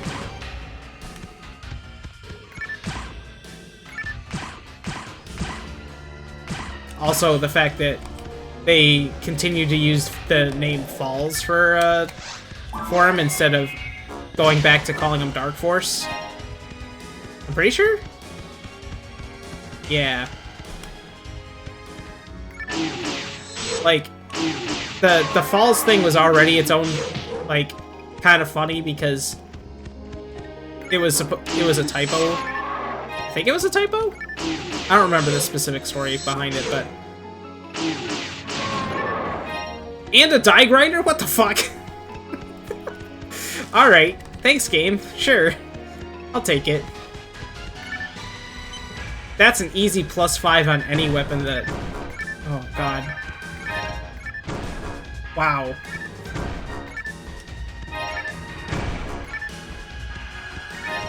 I mean, I'm not gonna waste them until I find a rare weapon of some kind, but... Just having +5 just right out the gate for one of them is... That's pretty great. Insane.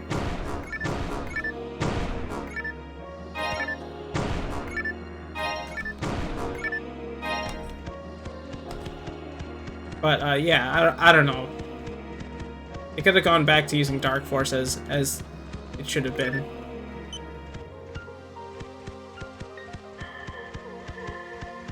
Also, Dark Force is way more intimidating in the original storyline than he is in PSO2 anyways. Just thematically, he's way more intimidating. Especially in 4, like, holy shit, they did that story real good.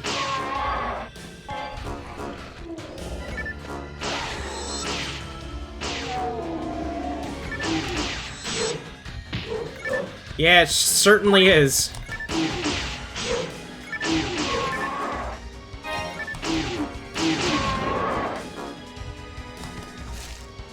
That is true. It's just kind of like how Sigma keeps coming back. That little bastard just doesn't want to die. Although, maybe it's just me, maybe it's just my nostalgia, but I think I actually kind of like, the overuse of Sigma in the X games for Mega Man X, because as much as everyone wants to give X6 a lot of shit, for a lot of different reasons that it very much deserves, it did do one thing right, and that was presenting Sigma as this just insane force that refuses to die but is very much deteriorating in and of itself to the point where it doesn't even know what it is anymore. And then 7 was just like, nope, fuck that. Retconned.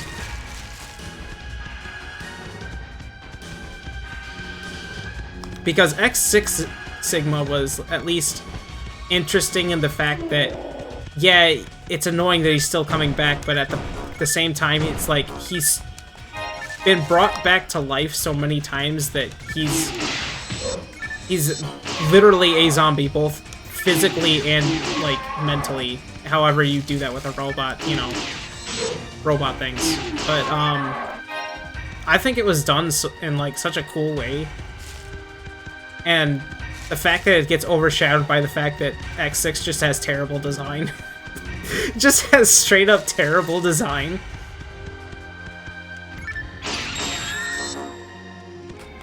Oh.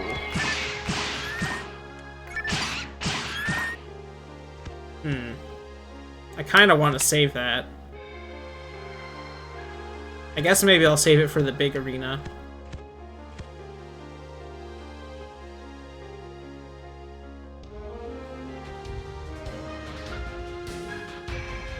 Wow, my health regeneration is actually not very bad.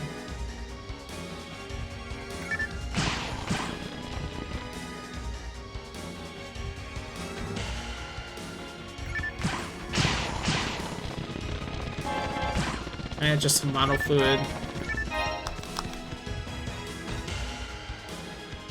I guess that would have been a more interesting point, is if there was a very literal decay to the villain, if it kept getting brought back to life, but I don't know.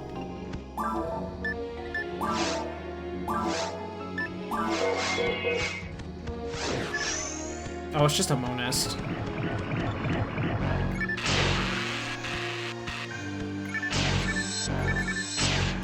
What am I doing? I don't want to use my dagger.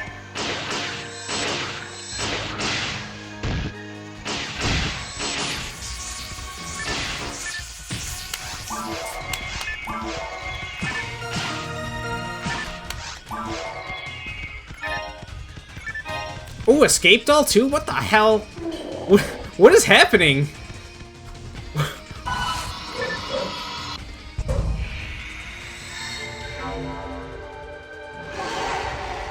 What is this drop luck?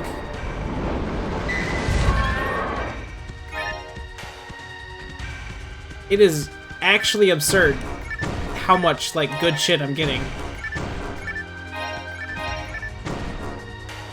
I guess I need to stream this game more often because that's insane.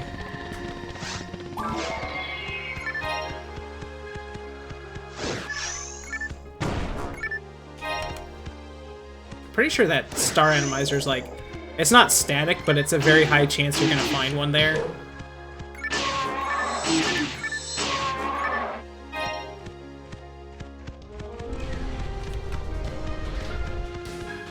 What a cool video game. I love video games. Oops. Well, whatever.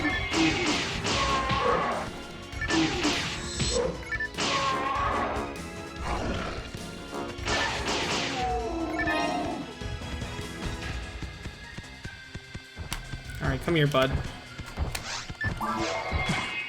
Oh.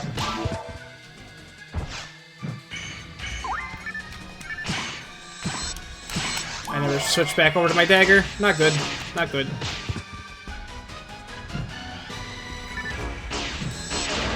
Alright, it still worked out. That's fine.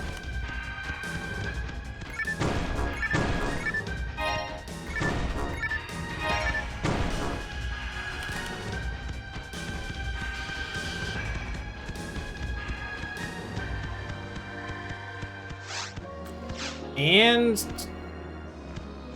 how's my item pack looking? I have 4 spots available. Well, I'm not using the slot yet, so I might as well just equip this armor just because.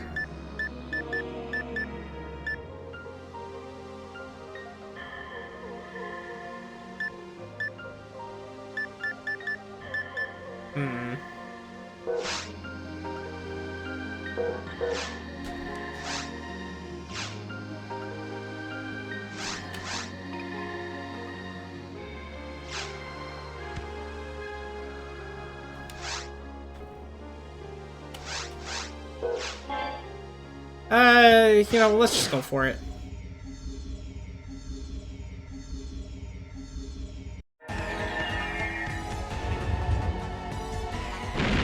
Oh no, it's a dragon! Whatever will I do?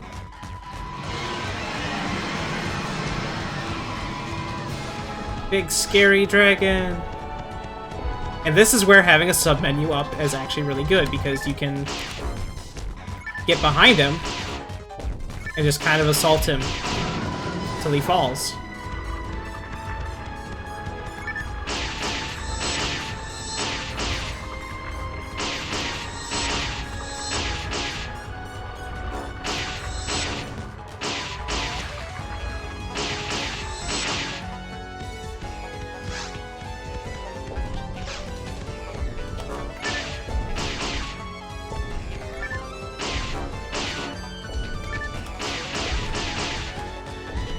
Because he's never going to attack you if you're behind him. However, he still does this move. Where is it again? Area map, that's it.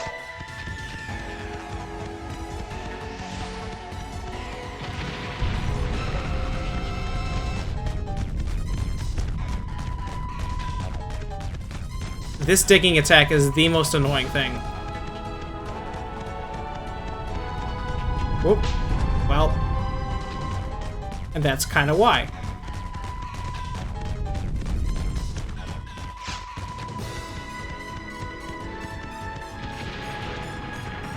But yeah, I learned from the speedrun that if you have a submenu open up and you go kind of towards his hind leg, he'll never be able to throw out an attack because he just can't target you.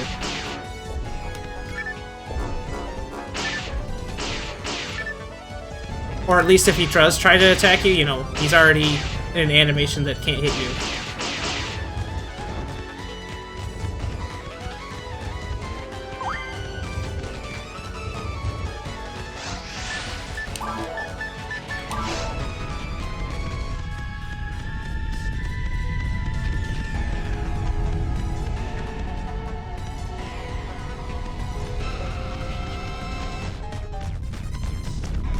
Oh, well.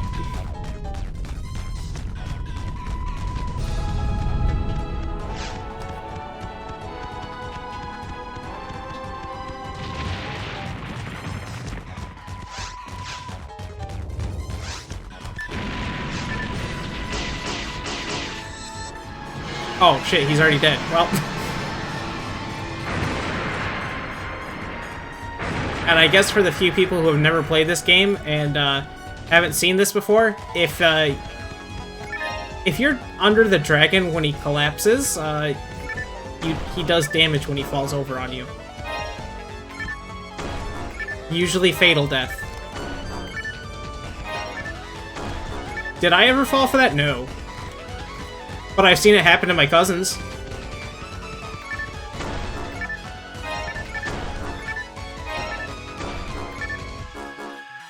You also have to remember, I was also playing Ranger, so I was never close enough to find out for myself.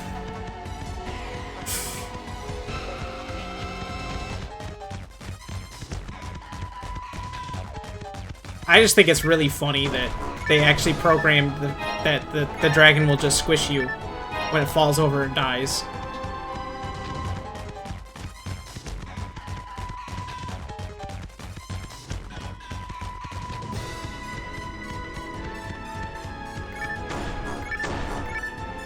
Ah, yes, my favorite item to pick up as a cast. Trap vision. Gee whiz. Whatever would I do without it? Oh yeah, did I forget to mention that androids can see traps naturally?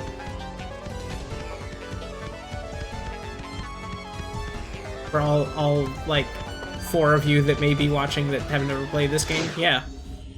Traps are invisible to anybody that's not an android, but androids can just see them.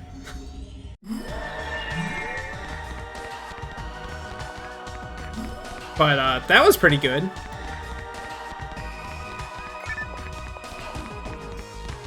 I don't normally take on the dragon that early, to be honest.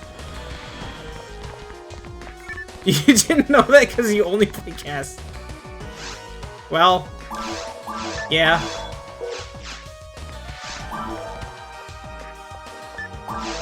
Oh yeah, no, just a single cast and a force are, like, the best buddies. Bee's knees, if you will. Alright, what did we get? I do not want to equip a rifle anyways. Bad frames.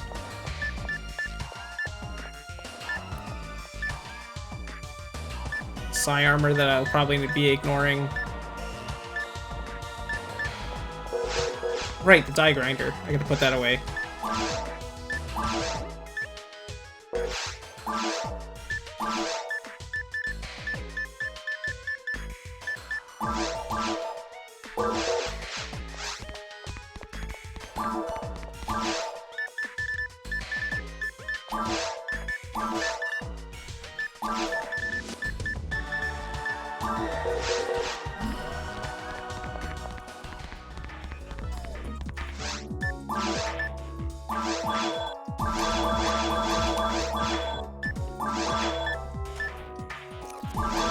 I might want to put the escape doll away too, just because I want to accidentally use it in an area that I don't really care whether or not I die in.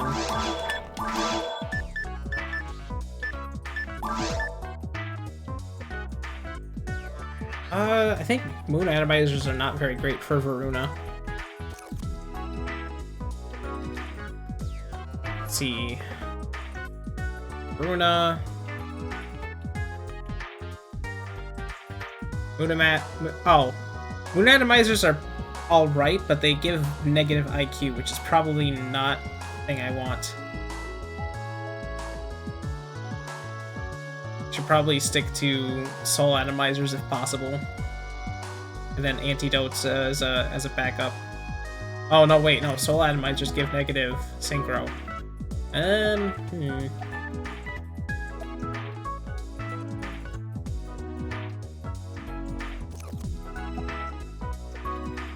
I'm diddly dumb then.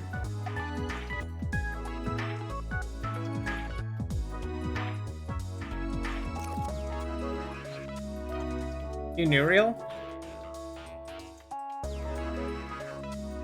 The only thing I know about Funereal is that it has the most drastic proportion chart. And that's about it. That's all I know about him.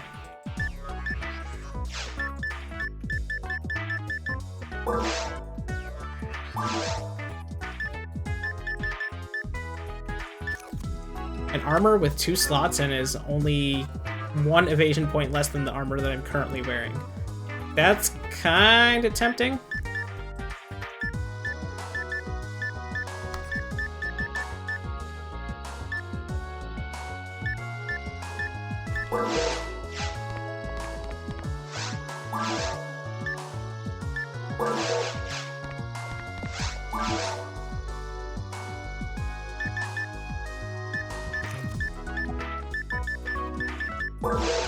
Otherwise, nothing really important here in these shops. Okay.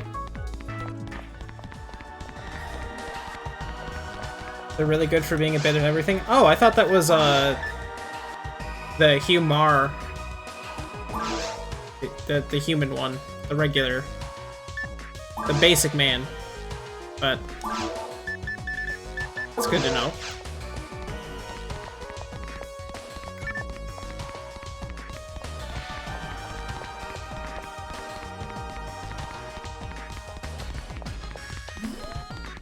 I think I can access the cave quests now, if I recall.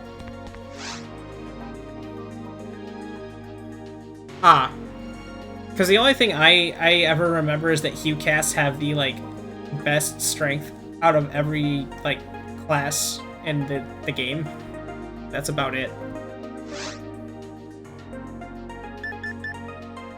Oh, no, I can't. Am I not able to go to the caves because I have to talk to the director first, I think? It's been a while since I've had to actually do, like, the story triggers on this. Or can I just go... No, I have to talk to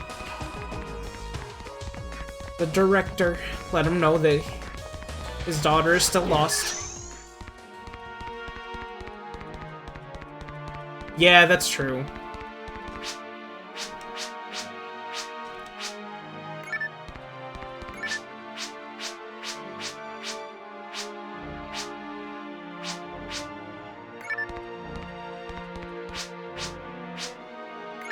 I'm just gonna talk to all of these dudes just to get it done and out of the way.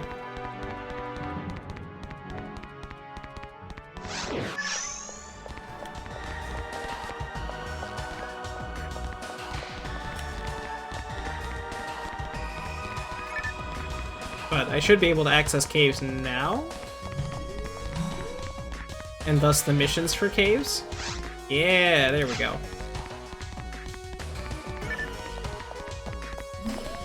God, I hate going through the caves.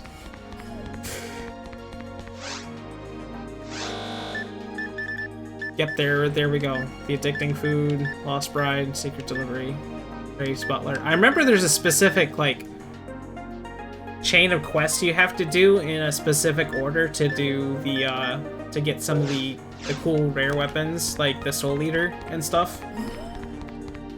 But I can't remember the specifics behind it.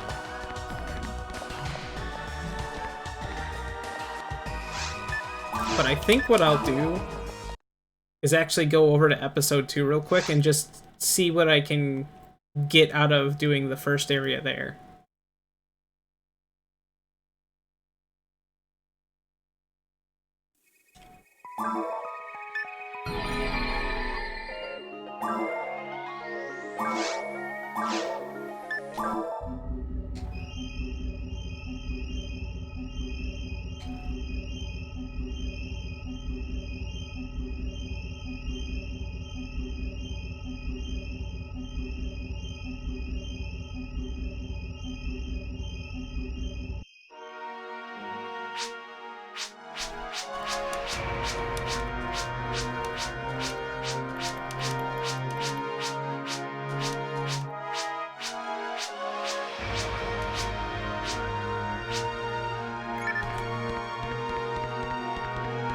Which I guess I'll check the stores real quick, but I'm pretty sure that I'm not going to be able to do much else that I wouldn't otherwise be doing.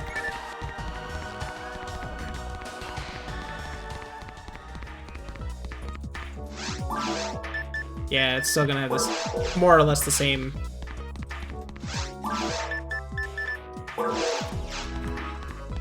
Because I believe the stores are actually based off of your level or something.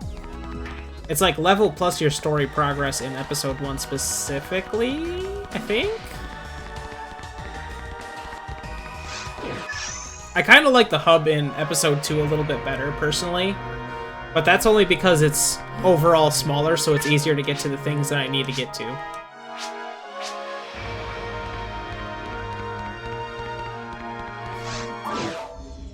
Also, I love that in episode 2 you're just going through a virtual reality simulations. Because they're like, well, we're not sure if you're good enough to actually take on these missions, so we need to test you.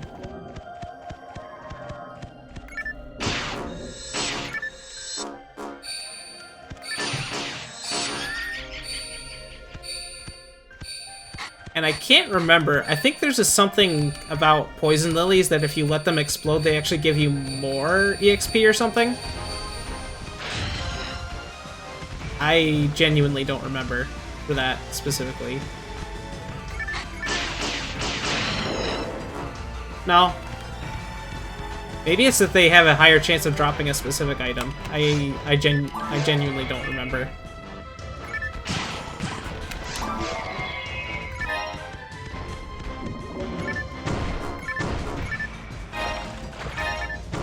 But yeah, for anybody that's not aware of episode 2, episode 2 is basically... I don't know the specifics. I know it takes place after episode 1, obviously, but the basic gist is, like, they were trying to formulate a way of... Or they were trying to formulate something going on with the environment, and they were doing some experiments, and something happened after Dark Falls woke up, and now they want you to investigate.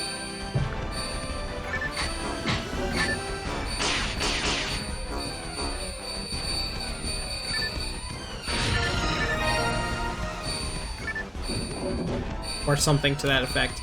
It's actually been a longer time since I've actually, like, sat down through the episode 2 story than the episode 1 story. And that's mostly because, like, episode 1 is generally what most people play through anyways.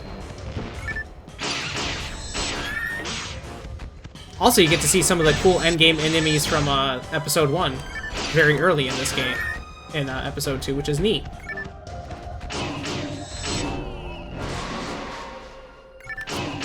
I love the Darkers. They're so interesting in the way that they are, like, these weird alien beings with neon lights.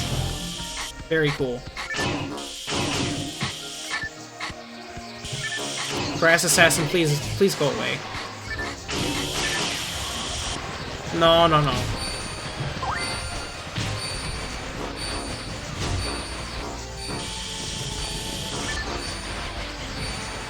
Alright, I guess I should have taken care of the Grass Assassin first.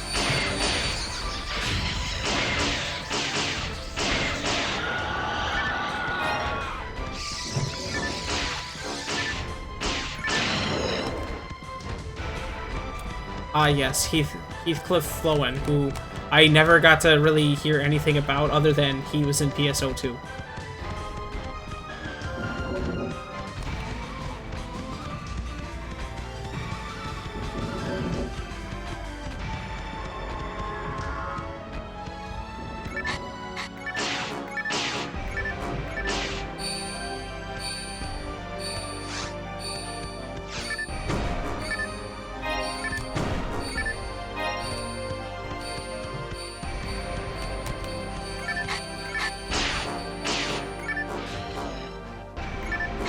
All I know is that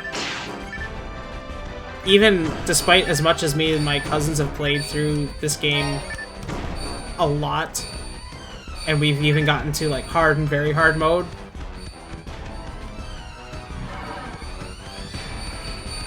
I actually never got to beat the final boss of episode 2 even on normal mode. Which is mostly because my cousin, who was hard carrying us through a lot of stuff, just didn't like going through episode 2. But also because the final boss is kind of hard. Like, a lot harder than Dark Falls was. For most of us. I mean, this is a really good track. So good that they reused it in PSO2 again. I distinctly remember hearing this in PSO2 at some point and being like, isn't this just the Ruins theme?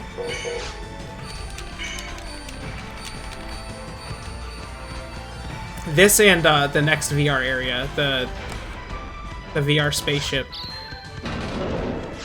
They were callbacks to the original Phantasy Star games. And granted, they're both very good themes. Trick Track is definitely one of my favorite ones. But then I also ended up really liking the theme of the jungle area a lot too. Specifically when you weren't in fights. And then the Undersea Lab theme, both of the themes in the Undersea Lab are absolutely fantastic. But I have a lot of nostalgia for this music in general. You bastard! This is the one thing I don't like about coming through these areas, is those motherfuckers. Those stupid little turrets. Most obnoxious things in the entire game.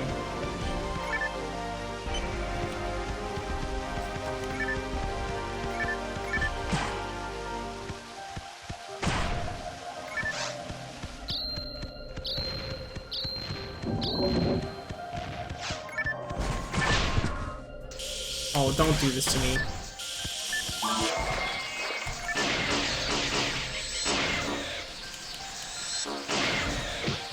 No. That's okay. Yikes.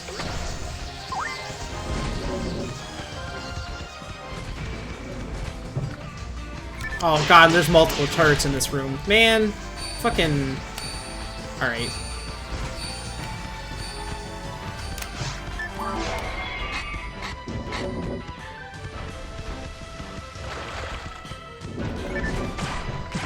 Alright, well, that stopped that one at least.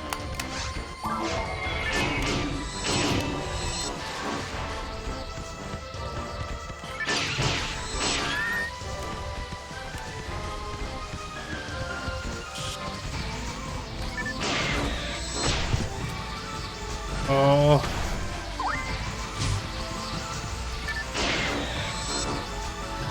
Why can you shoot through solid rock? I hate you.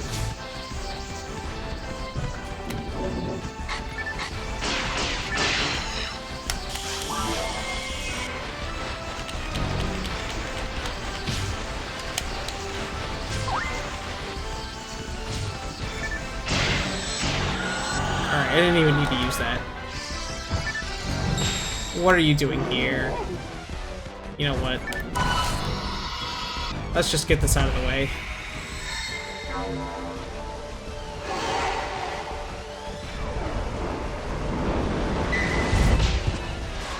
Good. Took a fist to the face anyways.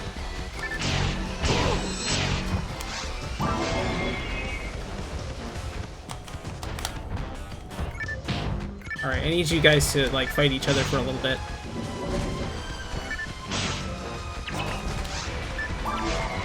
While I deal with this stupid thing.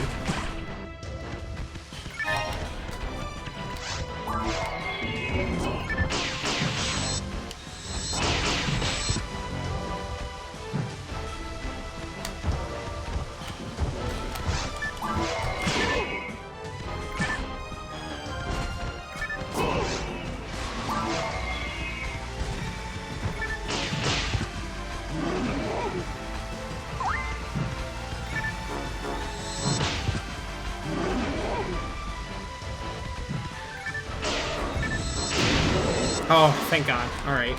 That was a messy-ass room. That was terrible.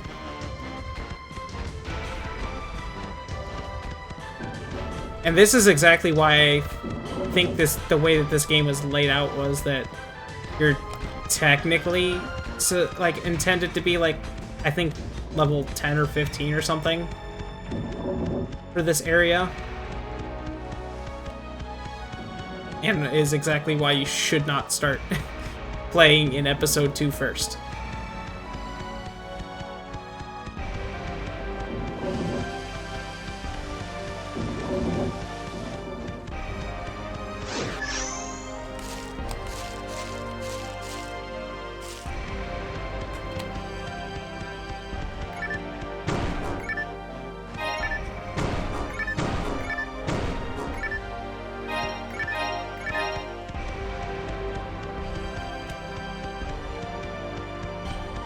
I definitely won't be fighting Barbara Ray. Especially not in this condition. But, again, I might as well do what I can here and get some extra stuff. Although I don't know if this... I don't know if Rune's actually, like,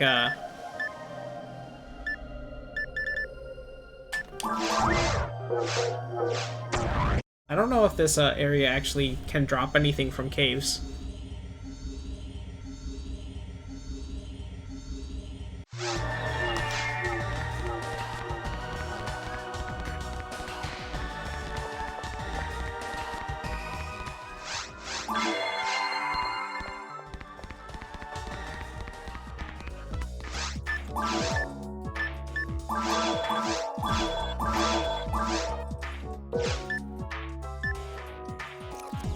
Nah.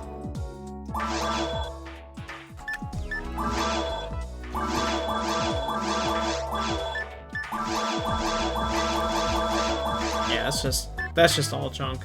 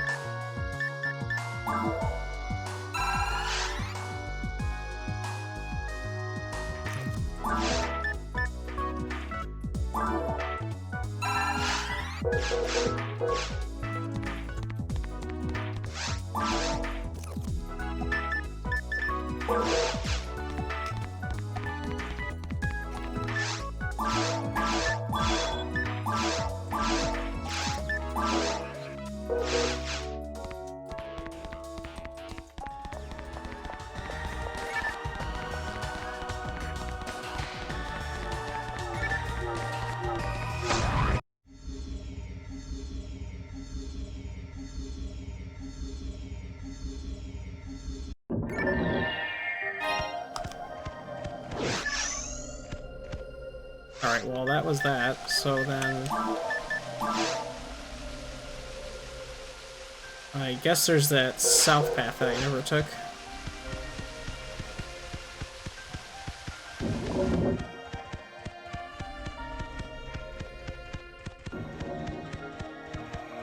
Oh man, it's almost 8 o'clock already.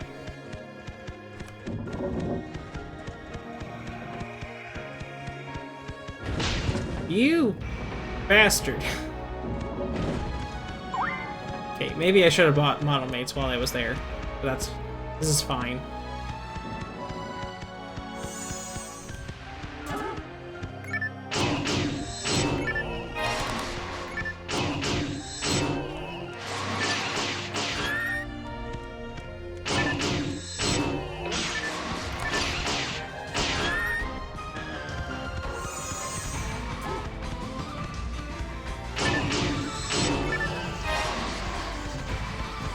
Alright, the poison lilies are not worth my time.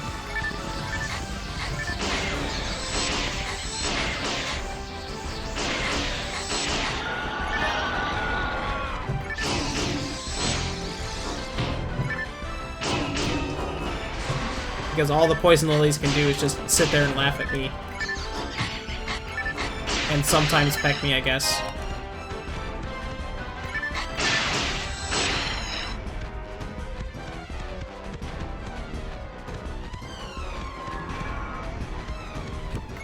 I saw that dot flying in from the wayside. That is a Hild bear.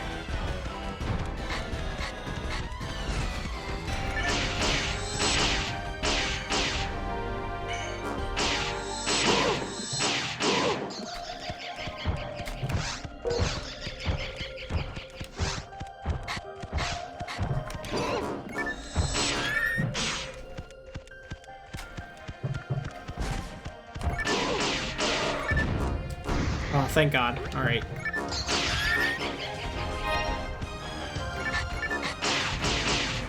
Significantly easier to deal with when it's a larger room. And there aren't any turret assholes.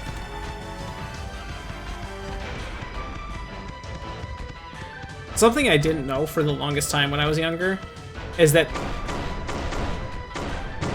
those things are breakable. So it took me a very long time to figure out how to actually progress in this particular area.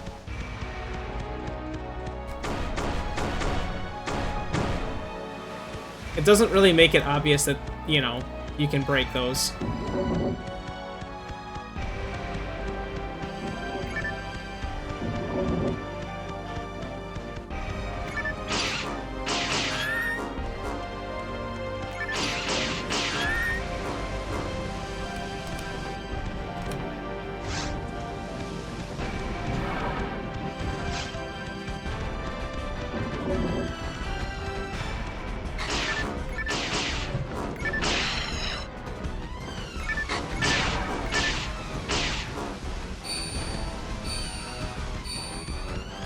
Phantasy Star web rings? What you mean?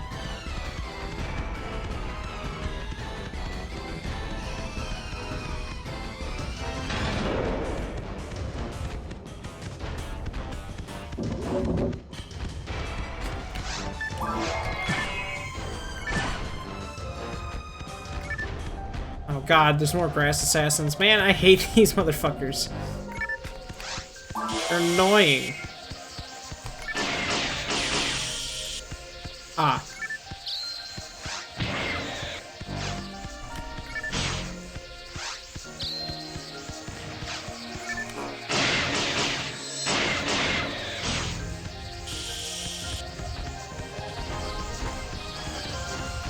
You know what?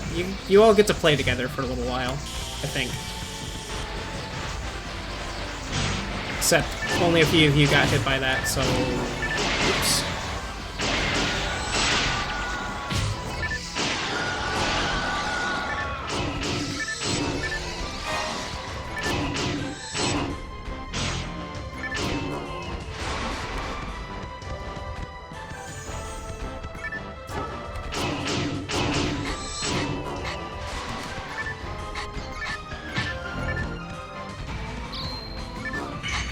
Oh, God. Alright, well. There's the first death of the game.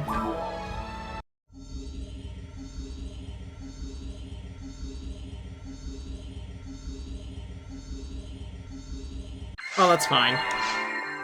I didn't really lose that much. And as I always do with these games, I always put away my money before I go out onto the field, so...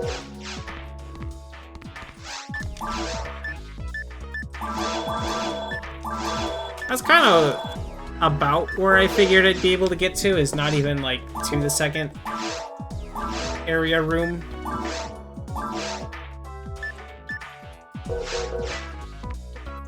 So I think that's fine.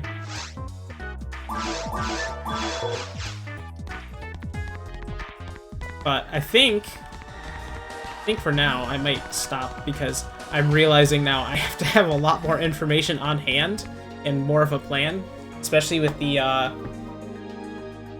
branching stupid side quests and such, as well as how I want to grow the mag.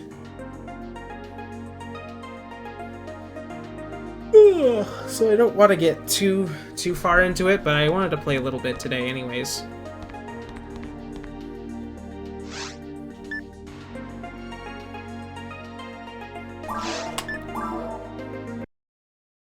So yeah, I think that'll be it for me.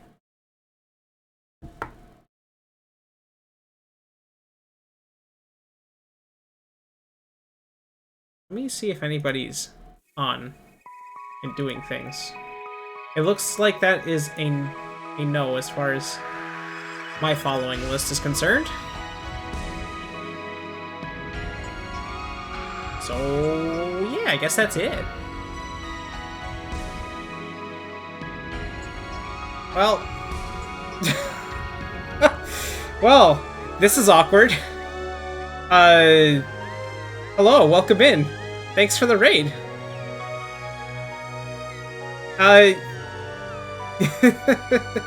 Yeah, I was actually just about to call it. But I appreciate the gesture. Sadly, I also didn't have anybody to, like, go raid at the moment. Oh, thank you for the follow. Shit. Yeah, oh, thank you.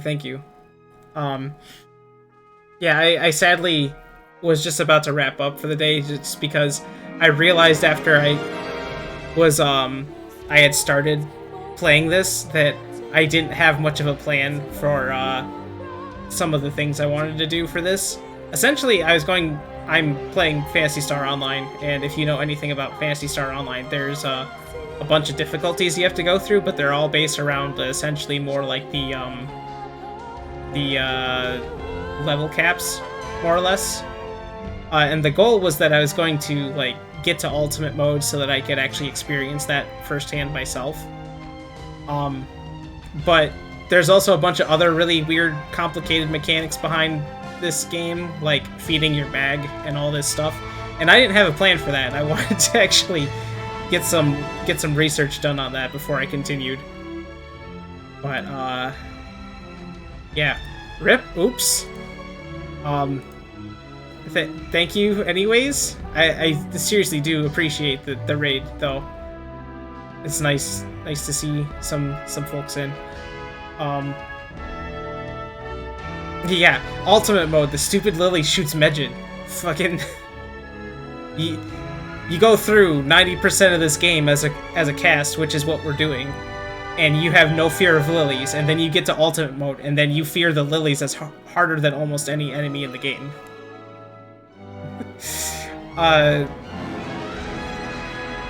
Gosh, that I'm sorry, guys, but I really don't want to, like, try and push this too much. I guess let me double check.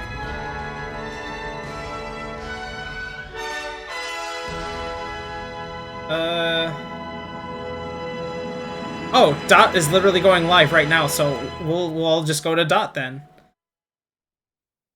That kind of works out. That being said, thanks for sticking around, and thanks for the raise, and thanks for all the follows. I will definitely be doing more of this. I just don't know when, because my brain doesn't function, so it's just more of a when I get home, and if I'm in the mood, I will just do the thing. So Yeah, if you want to get updates for that, I do try to post it on Twitter and stuff. Otherwise, I do have a Discord, I guess, but I also understand that, joining a bunch of Discords is very annoying and very, there's a reason I'm not active in a lot of Discords, is there's too many fucking Discords. So, I get it. Otherwise, yeah. Let's go watch Dot play Etrian. Thanks for hanging out. Bye!